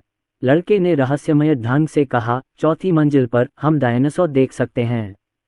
बच्चे चीखने लगे और तुरंत चौथी मंजिल पर भाग जाना चाहते थे। मीरा शर्मा और उनके पति एक दूसरे को देखकर मुस्कुराए बिना नहीं रह सके। बच्चों की खुशी ही उनके लिए खुशी है। जब वे चौथी मंजिल पर पहुंचे तो बच्चे फिर से चौंक गए। यह एक टायरानोसॉरस रेक्स जीवाश्म है जिसका निचला जबड़ा 1.2 मीटर लंबा और नुकीले दांत 10 सेंटीमीटर लंबे हैं। हर कोई बस उसे ऊपर ही देख सकता था। हालांकि वह जीवाश्म बन चुका था, फिर भी उसकी जानलेवा आभा छिप नहीं पा रही थी। यहाँ 20 मीटर ऊंचा ब्रोंटोसॉरस भी है। बच्चे ये दृश्य देखकर अभिभूत हो गए। राजेश मीरा शर्मा को पकड़े हुए थे और मीरा शर्मा बच्चों को पकड़े हुए थीं। लड़कों ने उन्हें बताया कि ये डायनासोर किस प्रकार के थे, क्या ये जुरासिक या क्रेटेशियस काल में रहते थे आदि। बच्चे इससे बहुत प्रभावित हुए। वे 2 बार इधर उधर घूमे और फिर अनिच्छा से फिल्म देखने के लिए लॉबी में वापस आ गए। आधे घंटे के बाद मुझे इसमें बिल्कुल भी मज़ा नहीं आया और मैं इसे दोबारा देखना चाहता था। राजेश कपूर मुस्कुराए और बोले, चलो लंच करते हैं और फिर शॉपिंग पर चलते हैं, ठीक है? बच्चे तुरंत खुश हो गए। जब मैं घर पहुंचा तो 7 बज चुके थे। मीरा शर्मा इतनी थकी हुई थी कि अब वे हिलना भी नहीं चाहती थीं, लेकिन बच्चे अभी भी ऊर्जा से भरे हुए थे, उछल रहे थे और शोर मचा रहे थे। जब राजेश कपूर खाना बना रहे थे, मीरा शर्मा नींद से जाग गईं। सोने से पहले बच्चों ने अगली बार फिर आने की उम्मीद जताई। राजेश कपूर ने वादा किया, ठीक है, अगली बार मम्मी पापा तुम लोगों को फिर से खेलने के लिए लाएंगे। दुनिया इतनी बड़ी है कि भविष्य में उन्हें अपने बच्चों को सैर सपाटे और पर्यटन के लिए बाहर ले जाने का मौका मिलेगा। बच्चों के क्षितिज को व्यापक बनाएं और उनके विश्व दृष्टिकोण का विस्तार करें। इसके अलावा उन्होंने पाया कि शिशुओं की स्मरण शक्ति अद्भुत थी। मुंबई वापस लौटें। शाम को बच्चों ने न्यूयॉर्क से खरीदे गए गैजेट्स को व्यवस्थित करना शुरू कर दिया। कुछ शिक्षकों को देने के लिए तैयार हैं और कुछ अच्छे मित्रों को देने के लिए तैयार हैं। अवि और तनु कक्षा में सभी के लिए छोटे छोटे उपहार लाए। अवि ने चलने योग्य जोड़ों वाला एक हथेली के आकार का ट्रांसफॉर्मर खिलौना खरीदा, जो वास्तव में मज़ेदार है। मैंने इसे यूनिवर्सल स्टूडियो स्टोर से खरीदा था और यह काफ़ी महंगा था। राजेश कपूर ने बच्चों को कपड़े पहनाए और पूछा, क्या तुमने अपना स्कूल बैग पैक कर लिया है? ये हल हो गया। क्या आप अपनी पानी की बोतल लाए हैं? और अपना पसीना पोंछने वाला तौलिया? मेरे द्वारा इसे लाया गया। राजेश कपूर उन्हें स्कूल ले गए और स्कूल गेट पर अपने अच्छे दोस्त से मिले। अलविदा पिताजी। राजेश कपूर ने बच्चों की ओर हाथ हिलाया और उन्हें शिक्षण भवन में जाते हुए देखा, फिर अनिच्छा से चले गए। लीना खन्ना की बेटी टिया खन्ना ने मूल रूप से मुंबई में स्कूल जाने की योजना बनाई थी, लेकिन बाद में पारिवारिक कारणों से वह चेन्नई लौट आए। आजकल युवा परिवार कभी कभी वीडियो के माध्यम से एक दूसरे से संपर्क करते हैं, लेकिन जब दोनों ने नए दोस्त बनाए तो धीरे धीरे उनका संपर्क टूट गया। राजेश वाधवत अपने बच्चों के लिए दोपहर का भोजन तैयार करने के लिए घर आए। मीरा शर्मा दोपहर को अचानक वापस आ गईं। पतिदेव हैरान हो गए। राजेश कपूर मुस्कुराए, आज दोपहर को कोई क्लास नहीं है। नहीं। मीरा शर्मा ने उन्हें गले लगाया और पूछा, आप दोपहर के भोजन में क्या खा रहे हैं? राजेश कपूर ने उसके कान में कुछ फुसफुसाया। मीरा शर्मा ने अपनी गुलाबी मुट्ठी से उसकी छाती पर मुक्का मारा, हनी, मैं मजाक नहीं कर रही हूँ। राजेश कपूर ने गंभीरता से कहा, मैं भी। जैसे ही उन्होंने अपनी बात समाप्त की, वे मीरा शर्मा को ऊपर ले गए। दोपहर के समय बच्चों की मुलाकात उस व्यक्ति से हुई जो आज उन्हें लेने आया था। न केवल पिताजी बल्कि माँ भी, हर कोई बहुत खुश है। माँ, आज आप यहाँ क्यों हैं? आज दोपहर को माँ की कक्षा नहीं थी, इसलिए वह वापस आ गईं। तनु की सहेली ईर्ष्या से बोली, वाह, तुम्हारी माँ कितनी सुंदर है। तनु ने गर्व से कहा, बेशक, मेरी माँ दुनिया में सबसे सुंदर है। मित्र ने तुरंत कहा, मेरी माँ भी दुनिया में सबसे सुंदर है। ये सुनकर माँ को समझ नहीं आया कि वह हंसे या रोए। उसकी माँ का रूप मुझसे कहीं बेहतर है। मेरा मानना है कि बच्चों की नज़र में उनकी माँ दुनिया में सबसे खूबसूरत होती हैं और कोई भी उनकी तुलना नहीं कर सकता। लड़कियां हाथों में हाथ डाले घर की ओर चल पड़ीं और लड़के चट्टानों से बंदरों की तरह बाहर कूद पड़े। वे सभी इतने डर गए कि वे लगभग आसमान में कूद पड़े। रिया जैसे सौम्य और शांत बच्चे अपेक्षाकृत दुर्लभ हैं। घर वापस आकर इस सप्ताह बच्चों का गृह कार्य अपशिष्ट पदार्थों का उपयोग करके कपड़े बनाना है। प्रथम श्रेणी की 8 कक्षाओं के प्रत्येक बच्चे को ऐसा करना होगा और कैटवॉक पर चलना भी होगा। तनु पर कोई दबाव नहीं है। जब शिक्षिका ने गृह कार्य दिया तो उसे पहले से ही पता था कि उसे कैसे करना है। जब राजेश कपूर बर्तन साफ कर रहे थे तो उन्होंने लिविंग रूम की ओर मुड़कर पूछा, क्या आपको मदद चाहिए, माँ या पिताजी? मीरा शर्मा और बच्चे लिविंग रूम को साफ कर रहे थे, ये देखने के लिए कि क्या कोई ऐसी चीज़ है जिसका वे उपयोग कर सकें। हमारे पास किंडरगार्टन में हस्तशिल्प करने का अनुभव है। अब राजेश कपूर घर पर बची हुई प्लास्टिक की बोतलों, कार्डबोर्ड बॉक्स आदि को एक छोटे से गोदाम में रखते हैं। बच्चों ने अपना सिर हिलाया और चिल्लाए, अगर हमें किसी चीज़ की ज़रूरत होगी तो हम पापा को ढूंढ लेंगे। तनु ने धीरे से पूछा, क्या तुम्हें मेरी मदद चाहिए? कई बच्चे हंसे और बोले, कोई ज़रूरत नहीं है, बस ईमानदार रहो और काम खुद ही कर लो। तनु ने प्यार से मुस्कुराते हुए कहा, अगर तुम्हें मदद की ज़रूरत हो तो तुम मुझे बता सकती हो। कोई बात नहीं, ये हस्तकला अगले शुक्रवार को प्रदर्शित की जाएगी, इसलिए बच्चों के पास इस पर काम करने के लिए अभी 1 सप्ताह का समय है। इसके बाद, अपना होमवर्क पूरा करने के बाद, बच्चे हस्तशिल्प बनाने के लिए एकत्रित हुए। मीरा शर्मा के पास करने को कुछ नहीं था, इसलिए उन्होंने अपने बच्चे का होमवर्क देखा। कहने की ज़रूरत नहीं कि जब भी रिया वापस आता है तो वह कुछ भी करने से पहले अपना होमवर्क पूरा कर लेता है। अभी क्लास का मॉनिटर है। जब होमवर्क करने की बात आती है तो उसे कोई याद नहीं दिलाता, वो खुद ही कर लेता है। तनु और विहू अपना होमवर्क पूरा करने वाले आखिरी लोग हैं। मीरा शर्मा को सबसे ज़्यादा गंजा बनाने वाली चीज़ उनके बाल हैं। रिया की सुंदर और साफ सुथरी लिखावट की तुलना में तनु की लिखावट बिखरी और बदसूरत है। हाँ, ये बदसूरत है। यह इतना भद्दा था कि मीरा शर्मा इसे बर्दाश्त नहीं कर सकीं। आखिरकार, पहले जब मैं होमवर्क करता था तो बस कुछ संख्याएं लिखता था और चीनी पूरी तरह से पिनइन होती थी। बिना लिखे मैं नहीं बता सकता कि तनु की लिखावट कितनी अच्छी है। तनु की लिखावट बहुत बदसूरत है। चलिए विहू के बारे में बात करते हैं। मीरा शर्मा ने पहले जोर देकर कहा था कि विहू की सुलेख कला में हर स्ट्रोक में बल की ज़रूरत होती है।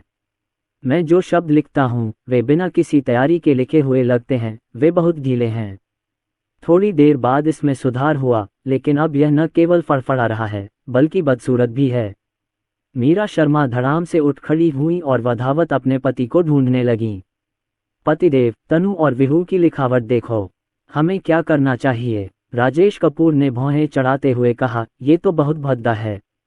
मीरा शर्मा स्कूल में पढ़ाने के मामले में सख्त होने के लिए जानी जाती हैं। यदि मेरी शक्ल अच्छी न होती तो मुझे नहीं पता कि छात्रों द्वारा मेरी कितनी आलोचना की जाती। वह सचमुच तनु और विहू की लिखावट बिल्कुल बर्दाश्त नहीं कर सकती थी। उसने उन्हें ये बात 1 से अधिक बार बताई। अवी की लेखनी पहले अच्छी नहीं थी, लेकिन बाद में अच्छी हो गई और कुरूपता स्पष्ट नहीं है। शायद तनु और विहू के आधार पर अवी की लिखावट अचानक से आंखों को अधिक सुखद लगने लगी। इसके अलावा शिक्षक ने इस मुद्दे को कई बार बताया है और उम्मीद है कि अभिभावक इस पर नज़र रखेंगे। ये चरित्र, वास्तव में, यहाँ तक कि शिक्षक भी असहाय है। कभी कभी मैं इसे समझ नहीं पाता। गहरी सांस लेते हुए मीरा शर्मा को लगा कि उन्हें कुछ करना चाहिए। राजेश जल्दी से अपनी पत्नी को दिलासा देता है। पत्नी, गुस्सा मत हो, अपना समय लो, अपना समय लो।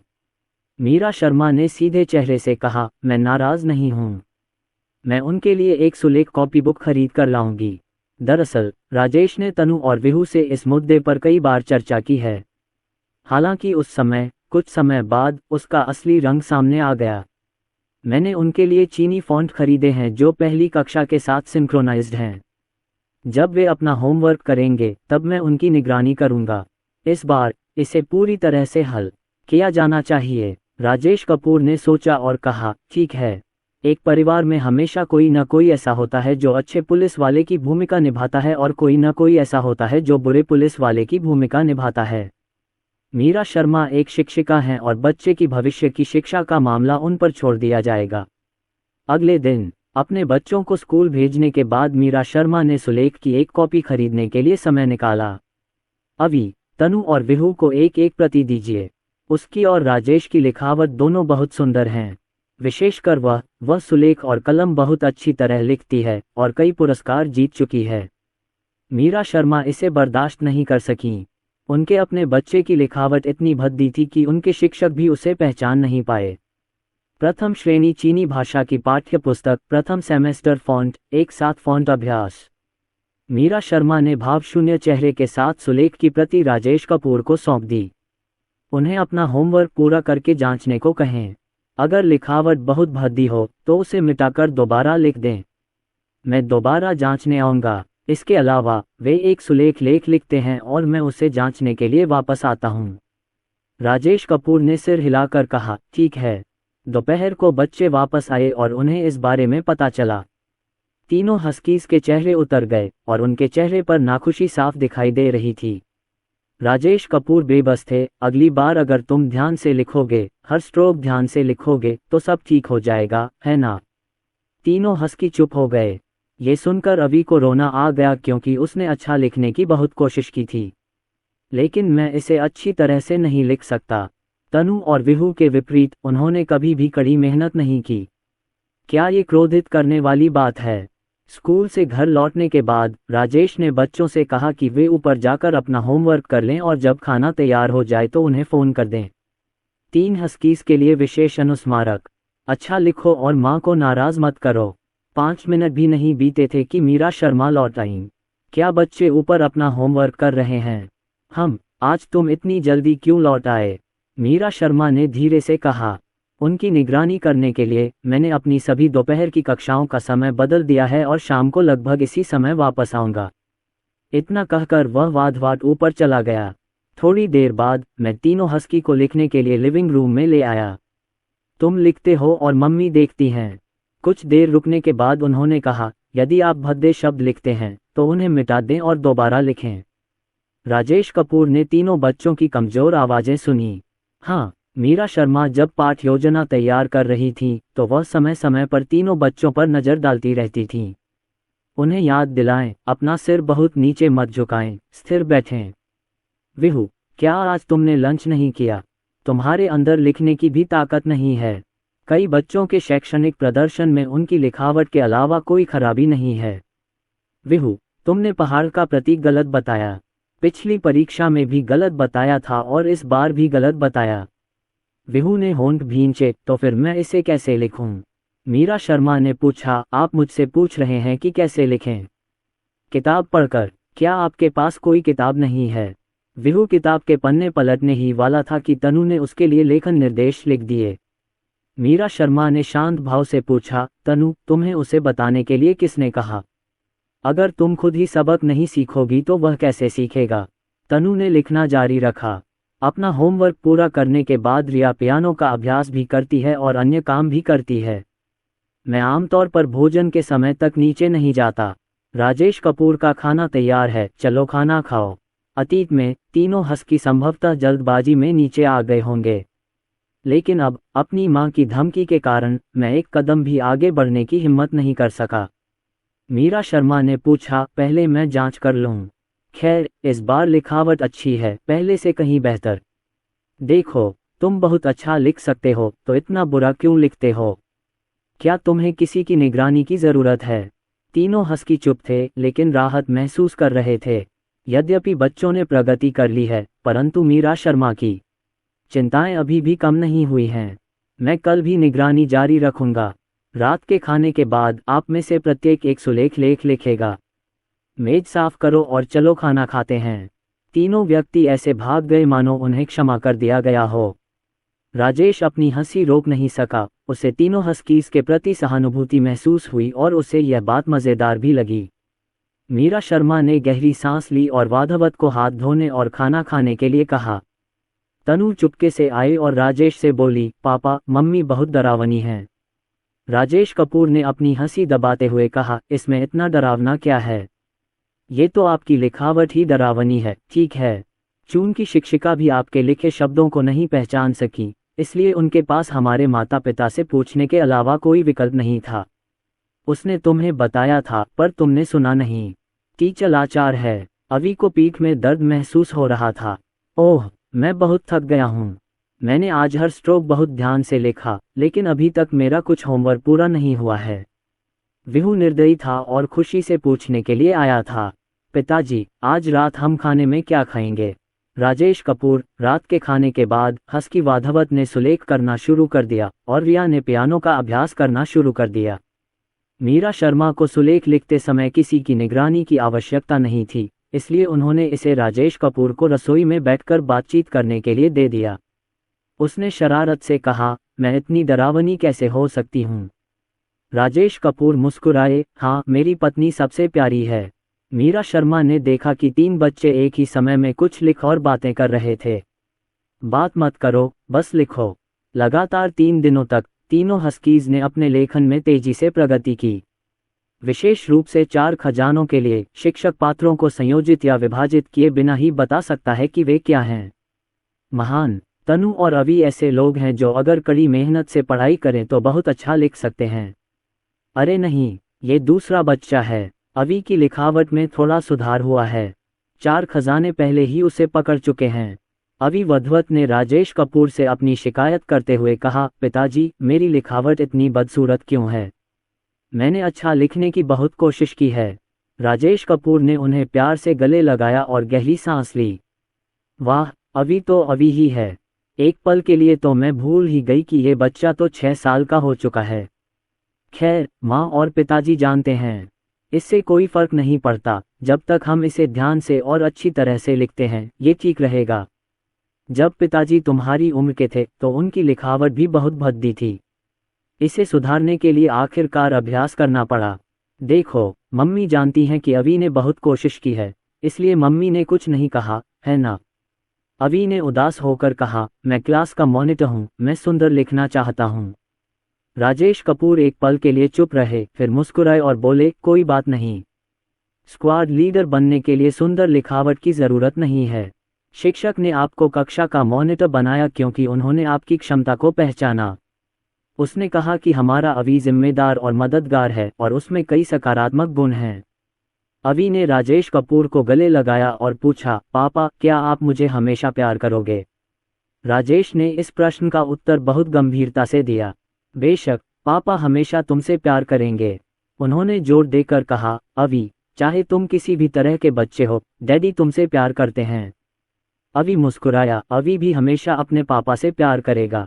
राजेश कपूर ने उसे चूमा और मुस्कुराए। वाह, पापा अब अवी को पकड़ नहीं पाएंगे। अवी एक छोटा आदमी बन गया है। शाम को राजेश कपूर ने मीरा शर्मा से इस मामले का जिक्र किया। प्रिय, क्या हमने अवी की उपेक्षा की है? मीरा शर्मा ने एक पल सोचा और कहा, नहीं, है ना? हम हर बच्चे के साथ समान व्यवहार करने की पूरी कोशिश करते हैं। मैंने अवी के प्रति पहले जैसी ही देखभाल और चिंता दिखाई है। राजेश कपूर ने भौहें चढ़ाते हुए कहा, मैं किसी दिन अवी से अच्छी तरह बात करूंगा और पूछूंगा कि क्या स्क्वाड लीडर होना तुम्हारे लिए तनावपूर्ण है या कुछ और। मीरा शर्मा ने सिर हिलाया। ठीक है, अवी से बात करो। तुम दोनों लड़के हो, इसलिए बातचीत करना आसान रहेगा। बच्चों के तैयार उत्पाद एक के बाद एक पूरे होते गए। अवी ने प्लास्टिक की थैलियों से एक बनियान बनाई। रिया ने एक छोटा सा बैग बनाया। तनु ने एक राजकुमारी की पोशाक और एक लॉरेल मुकुट बनाया, जो बहुत ही नाजुक और सुंदर था। वह सचमुच हस्तशिल्प का एक छोटा सा मास्टर है, अद्भुत। जहां तक 4 खजानों की बात है, मीरा शर्मा और राजेश कपूर एक दूसरे को देखने लगे। पूरी तरह हरे रंग से रंगी टोपी के सामने मुझे समझ नहीं आ रहा था कि विहू को कैसे समझाऊं। मुझे उम्मीद थी कि वह रंग बदल देगा। विहू ने कार्डबोर्ड बॉक्स से एक हरे रंग की टोपी बनाई। साइज बिल्कुल सही है और मैं इसे उतारना नहीं चाहती। पापा, अब से मैं इसे रोज पहनना चाहती हूँ। जब राजेश कपूर ने ये सुना तो उनका दिल धड़क उठा। मीरा शर्मा अपनी हंसी दबाते हुए लिविंग रूम से बाहर जाने के लिए उठ खड़ी हुई। पतिदेव, आप इसका ध्यान रखना। मैं नहाने जा रही हूँ। राजेश कपूर ने अपनी ठुड्डी रगड़ते हुए कहा, बेटा मुझे नहीं लगता कि हरा रंग बिल्कुल भी अच्छा है। विहू को बहुत मज़ा आ रहा था। क्यों? मुझे तो लगता है कि यह बहुत अच्छा लग रहा है। नहीं, मुझे आपकी राय नहीं चाहिए, मुझे अपनी राय चाहिए। अब तुम इतने मासूम और प्यारे हो कि तुम्हें पता ही नहीं कि हरी टोपी का क्या मतलब है। मैं, तुम्हारा पिता, भी उसकी आंखों में नहीं देख सकता। राजेश कपूर मुस्कुराए और बोले, क्या हम इस पर अल्ट्रामैन बना सकते हैं? विहू को अल्ट्रामैन सबसे ज़्यादा पसंद है, इसलिए वह शायद इस बार सहमत हो जाएगा। अप्रत्याशित रूप से विहू ने ये कहते हुए मना कर दिया, मुझे नहीं पता कि अल्ट्रामैन कैसे बनाया जाता है। बस इस समय विहू को ये टोपी बहुत पसंद आ रही थी। राजेश कपूर ने कुछ नहीं कहा और मीरा शर्मा के शौवर से नीचे आकर देखने का इंतजार करने लगे। मेरे बेटे ने हरे रंग की टोपी पहनी थी और अन्य बच्चों के साथ मंच पर चला। जैसे ही वह बोलने वाली थी, राजेश ने उसे बीच में ही रोक दिया। प्रिय, मैं जानता हूं तुम क्या कहना चाहती हो, मुझे थोड़ा समय दो। मीरा शर्मा ने कंधे उचकाते हुए कहा, मुझे परवाह नहीं। पति राजेश कपूर। जब विहू और अन्य बच्चे खेलते खेलते थक गए तो राजेश कपूर ने इस अवसर का लाभ उठाया। विहू, पिताजी अल्ट्रामैन बना सकते हैं, चलो साथ मिलकर बनाते हैं। ठीक है, उसके पास कुछ कौशल हैं, इसलिए अल्ट्रामैन को चित्रित करना उसके लिए कोई समस्या नहीं है। क्या हम यहाँ अल्ट्रामैन और राक्षसों को चित्रित करें? विहू ने सोचा कि यह एक अच्छा विचार है। बहुत बढ़िया, मैं अल्ट्रामैन लियो का चित्र बनाना चाहता हूँ। क्या तुमने पहले नहीं कहा था कि तुम्हें ऐस पसंद है? हाँ, अब मुझे लियो फिर से पसंद है। राजेश कपूर ने पहले एक चित्र खोजा, फिर एक राक्षस और फिर लिखना शुरू कर दिया। चारों बच्चे एक तरफ लेट गए और देखते रहे और अपने पिता को अद्भुत कहते रहे। पिताजी, आप चित्र बनाने में बहुत अच्छे हैं। पिताजी, क्या आप भविष्य में मेरे लिए अक्सर अल्ट्रामैन और राक्षसों का चित्र बना सकते हैं? वाह, मुझे लगता है कि मेरी टोपी अद्भुत है। आधे घंटे के बाद राजेश कपूर ने पेंटिंग पूरी कर ली और टोपी का रंग हरा नहीं रहा। राजेश ने अपनी संतुष्टि व्यक्त की। तनु, जो पास ही खड़ी थी, अचानक बोली, पापा, मैं भी पेंटिंग सीखना चाहती हूँ। राजेश हमेशा अपने बच्चों की रुचियों का ध्यान रखते रहे हैं। तनु की पेंटिंग में रुचि सुनकर राजेश मुस्कुराया और बोला, कोई बात नहीं पापा, बाद में तुम्हें पेंटिंग क्लास में दाखिला दिला देंगे, ठीक है? तनु ने सिर हिलाया। जब विहू ने ये सुना तो उसने झट से कहा, पिताजी, मुझे भी एक चाहिए। एक बार मैं इसे सीख लूँ तो मैं अल्ट्रामैन बना सकता हूँ। राजेश द्वारा अपनी प्रतिभा दिखाने के बाद बच्चों को चित्रकारी में रुचि होने लगी। छुट्टियों के दौरान साइन अप करें। अगले दिन मैंने बच्चों को स्कूल भेज दिया। दोपहर 2 बजे से 3:30 बजे तक प्रथम श्रेणी के हस्तशिल्प की प्रदर्शनी होती है। हमें अभी भी शीर्ष 10 का चयन करना है। जब छात्रों ने चयन प्रक्रिया के बारे में सुना तो उन्हें, जो अपना काम लापरवाही से कर रहे थे, थोड़ा अफसोस हुआ कि उन्होंने इसे गंभीरता से पूरा नहीं किया। ये दुख की बात है कि माता पिता स्कूल में जाकर यह फिल्म नहीं देख सकते, अन्यथा राजेश कपूर भी जाकर यह फिल्म देखना चाहते। कक्षा 2 से 6 तक के बच्चों का इस कार्यक्रम को देखने के लिए स्वागत है। उनमें से कुछ लोग अपने आप को प्लास्टिक की थैली से ढक कर बाहर आए और उनमें से कुछ लोग अपने सिर पर प्लास्टिक की थैली रखकर बाहर आए। उनमें से कुछ ने डिब्बों से रोलर बैग बनाए और ऐसा लगता है कि माता पिता इसमें छोटे विशेषज्ञ हैं। कुछ लोग अखबारों को मोड़कर टोपियां बना रहे थे। मुझे लगता है परिवार में कोई अनुभवी कारीगर जरूर होगा। कुछ लोगों ने तार से मुकुट बनाया जो बहुत अच्छा लग रहा था। यदि आपने मुझे नहीं बताया होता तो मैं सोचता कि यह जियाओ चोल था जो इसे ले जा रहा था। कुल मिलाकर यहाँ कुछ ऐसी रचनाएं हैं जो आपको हंसने पर मजबूर कर देंगी। कुछ कार्य वास्तव में अच्छे हैं जिन्हें कचरे से खजाने में बदल दिया गया है। तनु एक राजकुमारी की पोशाक में दिखाई दी और स्टाइल में रनवे पर चली और उन्हें पूरे दर्शकों में सर्वश्रेष्ठ कहा जा सकता था। कपड़े विभिन्न प्लास्टिक से काटे गए थे और बेल्ट के एक बॉक्स से निकले रिबन की तरह दिख रही थी। दूसरा बच्चा भावशून्य चेहरे के साथ रनवे पर चला और चौथा बच्चा उसके बाद आया। विहू ने अपनी टोपी उतारी और फिल्म में दिखाए गए एक्शन की नकल करते हुए कई पोज दिए। यदि वह सुंदर न होती तो जज शायद हंसते। विहू ने न केवल एक पोज बनाया बल्कि एक अल्ट्रामैन शूटिंग लेजर पोज भी बनाया। तो फिर शालीनता से चले जाओ। दर्शकों में से कई लोग अपनी हंसी रोकने की कोशिश कर रहे थे। इम्मा, ये बच्चा बहुत नाटकीय है। अंत में तनु ने योग्य रूप से प्रथम स्थान प्राप्त किया। कवच से ढके छोटे लड़के को दूसरा स्थान वधवत ने दिया और तीसरा स्थान। चारों खजानों में से किसी को भी रैंक नहीं दी गई, लेकिन इससे कोई फर्क नहीं पड़ा, उसके पास एक टोपी थी। कुल 600 से ज्यादा लोग हैं। इनमें से आधे को छोड़कर बाकी लगभग 300 लोग, ये 10 पुरस्कार विजेता असली हैं। रिया द्वारा बनाया गया छोटा बैग उससे भी अधिक उत्कृष्ट व्यक्ति द्वारा बनाया गया है। कुल मिलाकर प्रतियोगिता एक मनोरंजक तरीके से समाप्त हुई और शिक्षक ने तस्वीरें लीं और उन्हें समूह में पोस्ट कर दिया। यहाँ इतने सारे छात्र हैं कि माता पिता के लिए उन सभी की तस्वीरें लेना असंभव है। कुछ की तस्वीरें नहीं ली गईं और कुछ की ली गईं। टीचर विहू ने तो खास तौर पर वीडियो रिकॉर्ड करके पोस्ट भी किया था। ये इतना मज़ेदार था कि आप हंसते हंसते लोटपोट हो जाएंगे। राजेश कपूर ने इसे परिवार समूह में भेजा और परिवार समूह ने इसे मोमेंट्स में अपलोड कर दिया। घर लौटने के बाद राजेश ने विहू को शिक्षक का वीडियो दिखाया। विहू ने इसे ध्यान से पढ़ा और कहा, मैं बहुत सुंदर हूँ। राजेश और उसकी पत्नी हंसी रोक नहीं पाए। उन्हें पता ही नहीं चला कि विहू कब इतना आत्ममुग्ध हो गया। इतना ही नहीं, ये वीडियो ऑनलाइन पोस्ट किया गया था और हर कोई ये देखकर आश्चर्यचकित था कि ये चारों खजाने कितने प्यारे हैं। सच कहूँ तो वह इतना प्यारा है कि मैं हंसते हंसते लोटपोट हो जाता हूँ। वह बहुत सुंदर है, बहुत प्यारा है। हा हा हा, मुझे इसे सहेज कर रखना चाहिए और जब वह बड़ा हो जाए तो उसे दिखाना चाहिए। जब मैं बड़ा हो जाऊंगा तो मैं निश्चित रूप से इस काले इतिहास को भूलना चाहूंगा। मैं एक इमोटिकॉन बनाना चाहता हूँ। ये बहुत मज़ेदार है। दर्शकों में बैठे जजों के हाव भाव सबसे आकर्षक थे। हा हा हा, उन उत्साहित सहपाठियों को देखो, क्या वे भी मेरी तरह ही महसूस कर रहे हैं। पलक झपकते ही मध्यावधि परीक्षा का समय आ गया। जिस दिन अंक घोषित किए गए उस दिन शिक्षक ने अभिभावक शिक्षक बैठक की तथा पूरी कक्षा के लिए शारीरिक शिक्षा की कक्षा आयोजित की। मीरा शर्मा वाधवत को कक्षा 6 में विहू और रिया के लिए अभिभावक शिक्षक बैठक आयोजित करने के लिए भेजा गया।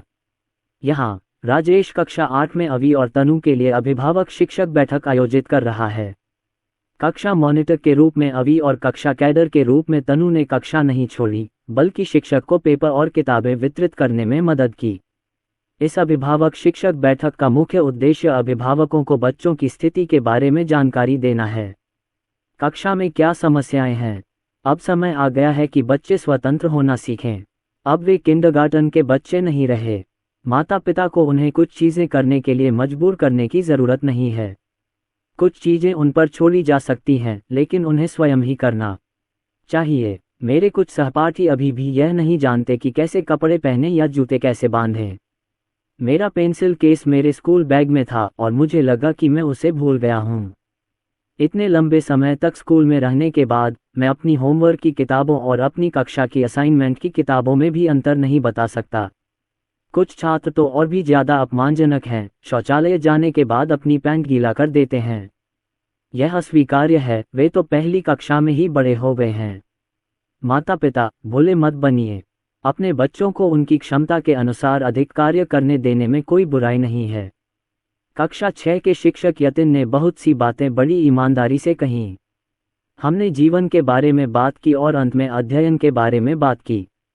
सेमेस्टर का ज़्यादातर हिस्सा बीत चुका है। कुछ बच्चों की सीखने और आत्मसात करने की क्षमता अलग अलग होती है। ये व्यक्ति विशेष पर निर्भर करता है, लेकिन कम से कम कक्षा में ध्यानपूर्वक सुनना और होमवर्क ठीक से पूरा करना बुनियादी आवश्यकता है। कुछ छात्र कक्षा में बिल्कुल भी ध्यान नहीं देते, वे बस बहुत बातें करते रहते हैं। राजेश कपूर इसे जैसे भी सुने ऐसा लगता है जैसे वह विहू के बारे में बात कर रहे हैं। कुछ छात्रों की लिखावट इतनी अवर्णनीय होती है कि इतने वर्षों तक शिक्षक रहने के बाद भी मुझे पता नहीं चलता कि वे क्या लिखते हैं।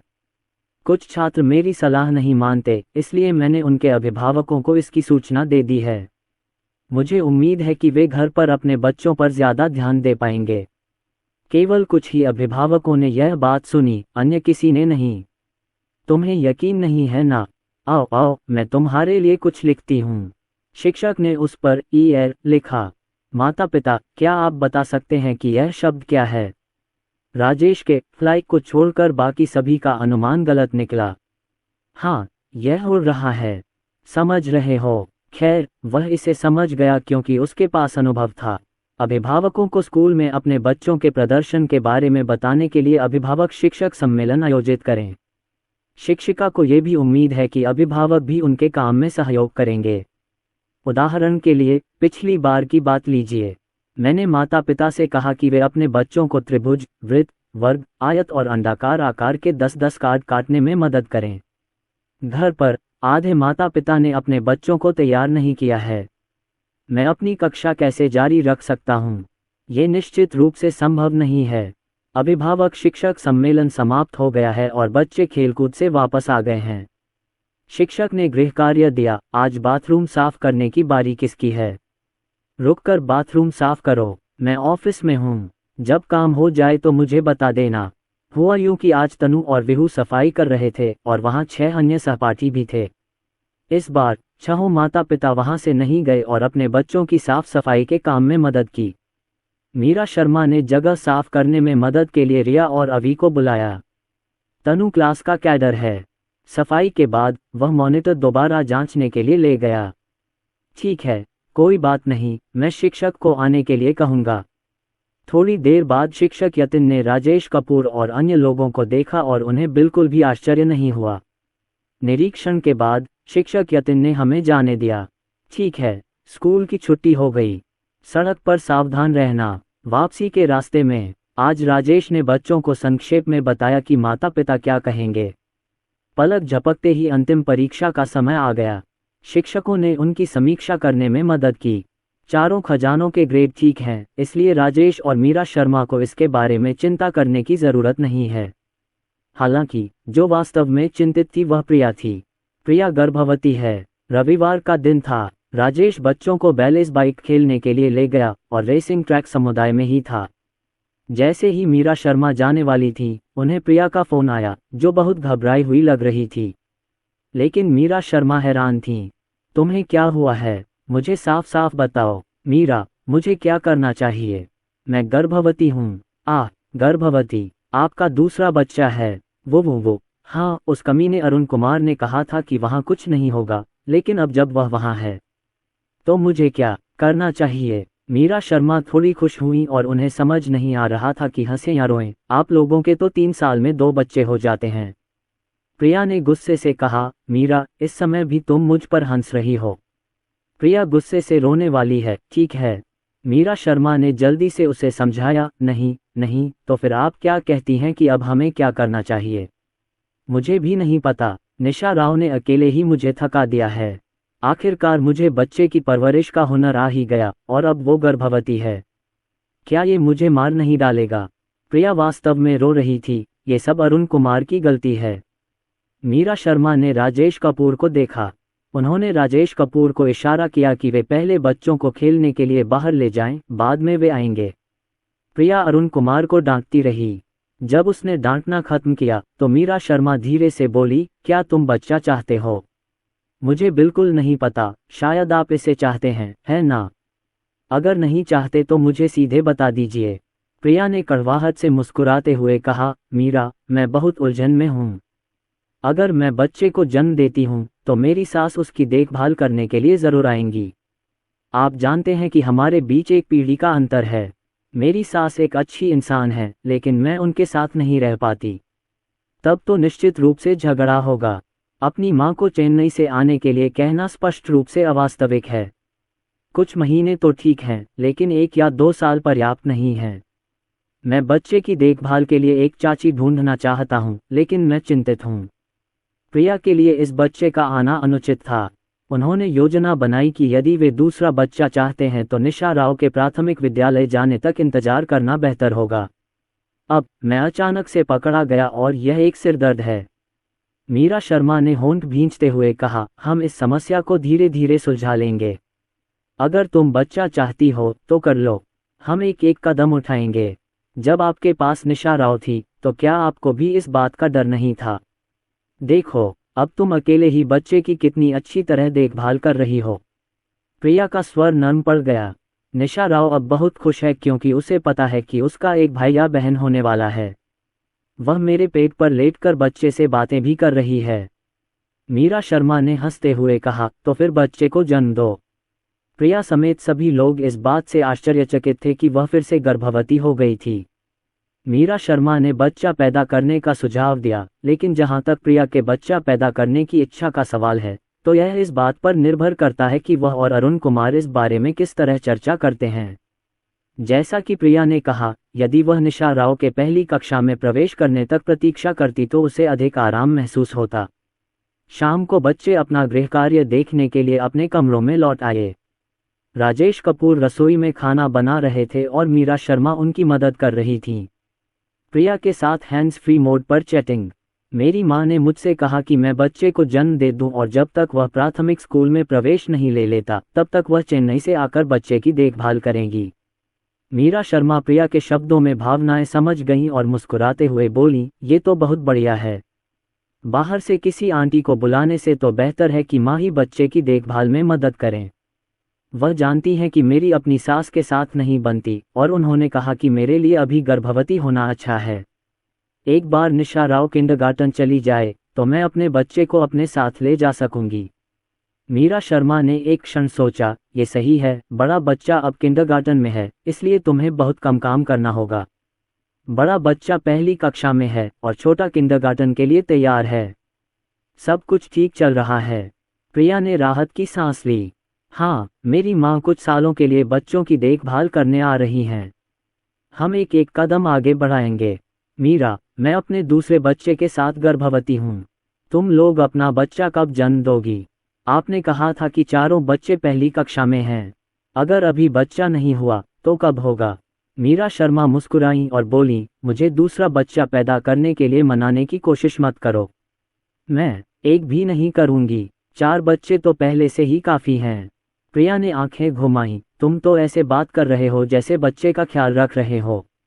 मीरा शर्मा ने हल्के से खांसते हुए कहा, मुझे बस यही चिंता है कि राजेश कपूर थक जाएंगे। मीरा शर्मा को देखते ही प्रिया की आंखें बाहर आने को हो गईं। चलो चलें, हम दोनों मिलकर अपना दूसरा बच्चा पैदा करें और साथ में माँ बने, ठीक है? मेरे प्यारे दोस्तों, एक साथ माँ बनना बहुत अच्छा होगा। काफ़ी देर तक बात करने के बाद वह पहले से ही कल्पना करने लगी थी। मीरा शर्मा ने उनकी बात अनसुनी कर दी और लहसुन छीलना, सब्जियां तोड़ना और पत्ते धोना जारी रखा। लोग कहाँ हैं? मीरा, मैं यहाँ हूँ। क्या तुम सुन रहे हो? हाँ, मेरे पास है। तो क्या आप दूसरा बच्चा चाहते हैं? नहीं चाहिए, कंजूस। हुँ। प्रिया ने गुस्से में फ़ोन रख दिया और मीरा शर्मा थोड़ी हैरान और असहाय हो गईं। रात्रि भोजन के बाद प्रिया ने बच्चों के साथ दूसरे बच्चे के जन्म की खुशी साझा की और वे सभी बहुत खुश हुए।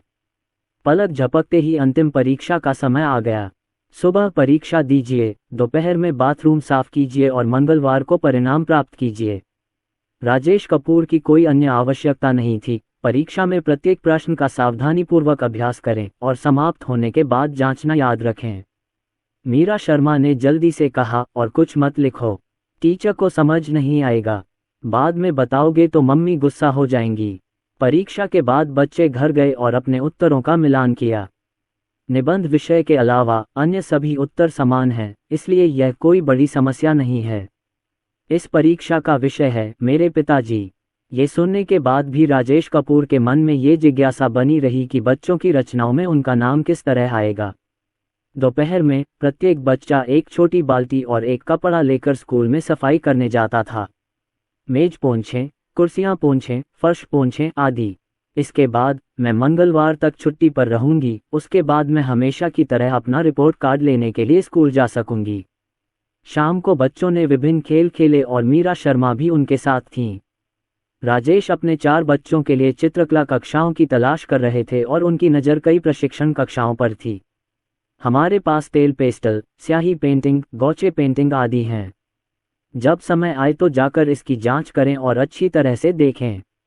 जहां तक ताइक्वांडो की बात है तो अवी और विहू को पहले से ही मास्टर माना जा सकता है, लेकिन उन्हें अभी भी इसमें निपुण होने के लिए सीखना जारी रखना होगा। तनु की हस्तकला की क्लास अभी चल रही है। देखते हैं कि समय आने पर वह उसमें शामिल होती है या नहीं।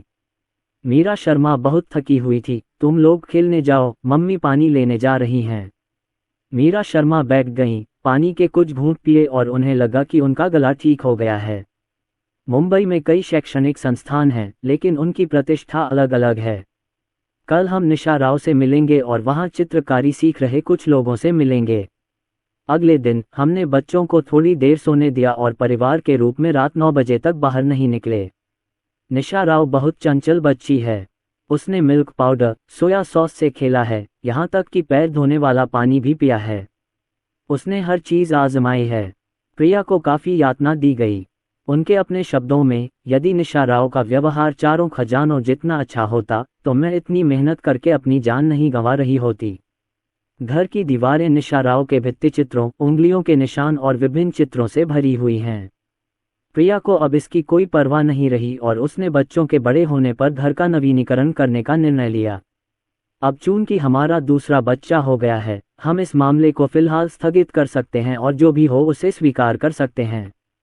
मैं बस अपने दिल में उम्मीद करता हूं कि मुझे रिया जैसी प्यारी छोटी लड़की मिले। वो जैसे ही वे घर पहुंचे, उन्होंने देखा कि निशा राव खाना खाने से इनकार कर रही है और बड़बड़ाते हुए इधर उधर भाग रही है। प्रिया ने कपड़े का हैंगर पकड़ा और कहा, रात के खाने के लिए वापस आओ। निशा राव ने बच्चों जैसी आवाज में कहा, नहीं, मैं खेलना चाहती हूँ। जब प्रिया ने दरवाजा खोला और राजेश कपूर के परिवार को देखा तो उसे ऐसा लगा जैसे उसे अपना रक्षक मिल गया हो। हे भगवान, तुम लोग खत्म हो गए। मेरे बच्चों, तुम्हारा छोटा भाई निशा राव खाना नहीं खा रहा है। जाओ उसे देखो और उसे खाना खिलाओ। ये कहने के बाद वह पलटा और सोफे पर लेट गया। ऐसा लग रहा था जैसे उसे जीने की कोई इच्छा ही नहीं है। चारों बच्चे निशा राव के साथ खेलने के लिए वधावत हो गए। राजेश ने अपने साथ लाए फलों के खिलौने एक तरफ रख दिए और पूछा, क्या तुम्हें सफाई के लिए मेरी ज़रूरत है? प्रिया इतना भावुक हो गया कि उसने उसे पापा कहकर पुकारा, पापा कृपया मेरे लिए सफाई कर दीजिए। मीरा शर्मा मुस्कुराई और पास बैठ गईं, मुझे माँ कहो। प्रिया ने अपने होंठ भींचे और कहा, चले जाओ, मैं बहुत परेशान हूँ। मीरा शर्मा ने अपनी बेस्ट फ्रेंड को दिलासा देते हुए कहा, क्या हुआ? कमरे में चारों ओर देखते हुए, निशा राव ने कुछ गलतियां की होंगी, लेकिन जरा सोचिए, वह आपकी जैविक संतान है।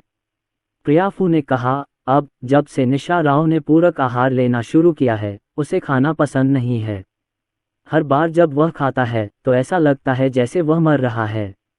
ये बात कहते हुए प्रिया नाराज नहीं थी, बल्कि उनका दिल टूट गया था। एक बार जब बच्चा अपना वजन कम कर लेता है तो इसका प्रभाव तुरंत दिखाई देने लगता है और उसका गोल मटोल चेहरा लगभग गायब हो जाता है।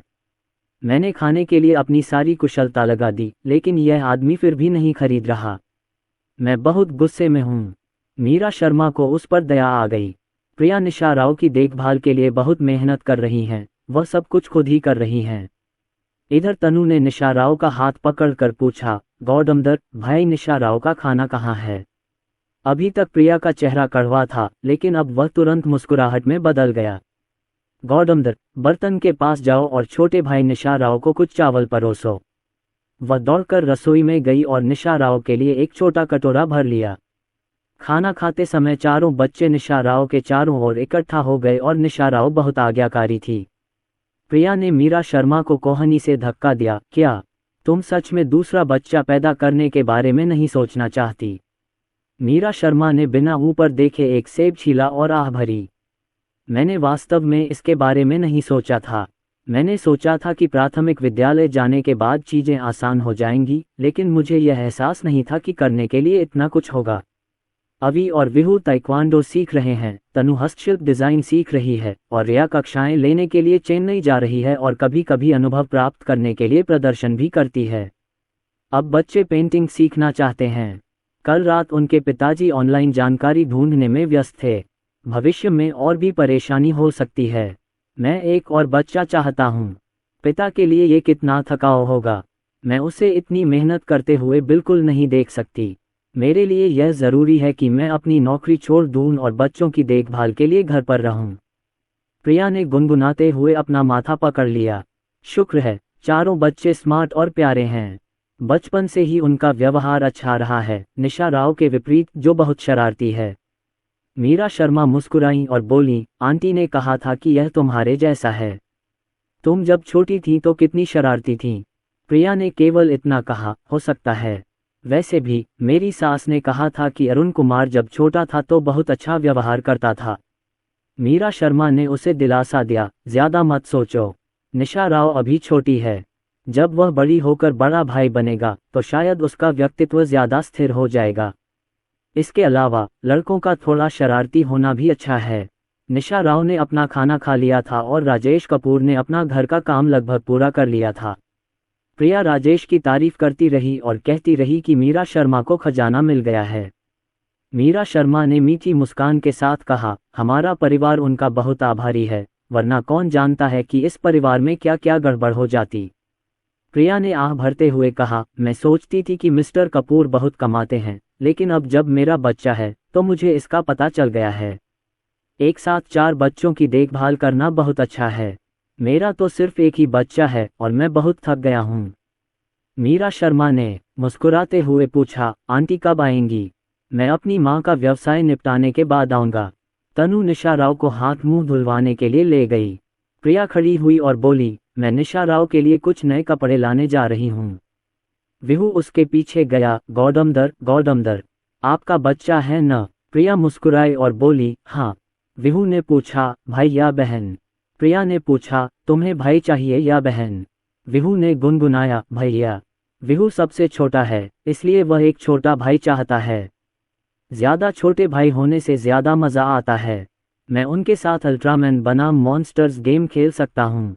प्रियफू वह एक और बेटा नहीं चाहती, वह एक रखेल चाहती है। उन्होंने कहा, ये निर्णय लेना गौडमदर का काम नहीं है, क्योंकि मेरे भाई बहन होंगे या नहीं, इसका निर्णय ईश्वर करता है। चाहे वे भाई हो या बहन, वे सभी हमारे लिए उपहार हैं। मैंने कुछ सूती कपड़े ढूंढे और उन्हें निशा राव को पहना दिया, साथ ही उसे एक स्मॉक भी पहना दिया। मीरा शर्मा ने बच्चों को फल खाने के लिए आमंत्रित किया। राजेश कपूर रसोई से बाहर आए और पूछा, क्या तुम लोग साथ में बाहर चलना चाहोगे? प्रिया ने तुरंत कहा, बहुत बढ़िया, बहुत बढ़िया। निशा राव लगभग 2 साल की है और उसका शरीर काफी बड़ा है, जो उसे अपने पिता से विरासत में मिला है। थोड़ी देर तक उसे पकड़े रहने के बाद प्रिया को आराम महसूस हुआ। जब भी मैं अपने बच्चे को बाहर ले जाती हूँ, मुझे एक बैग और एक स्ट्रॉलर ले जाना पड़ता है, जो बहुत थका देने वाला होता है। सप्ताह के दिनों में मैं अपने बच्चों को खेलने के लिए सामुदायिक स्थान पर ले जाता हूँ। मीरा शर्मा के घर जाना एक लंबी यात्रा पर जाने जैसा है।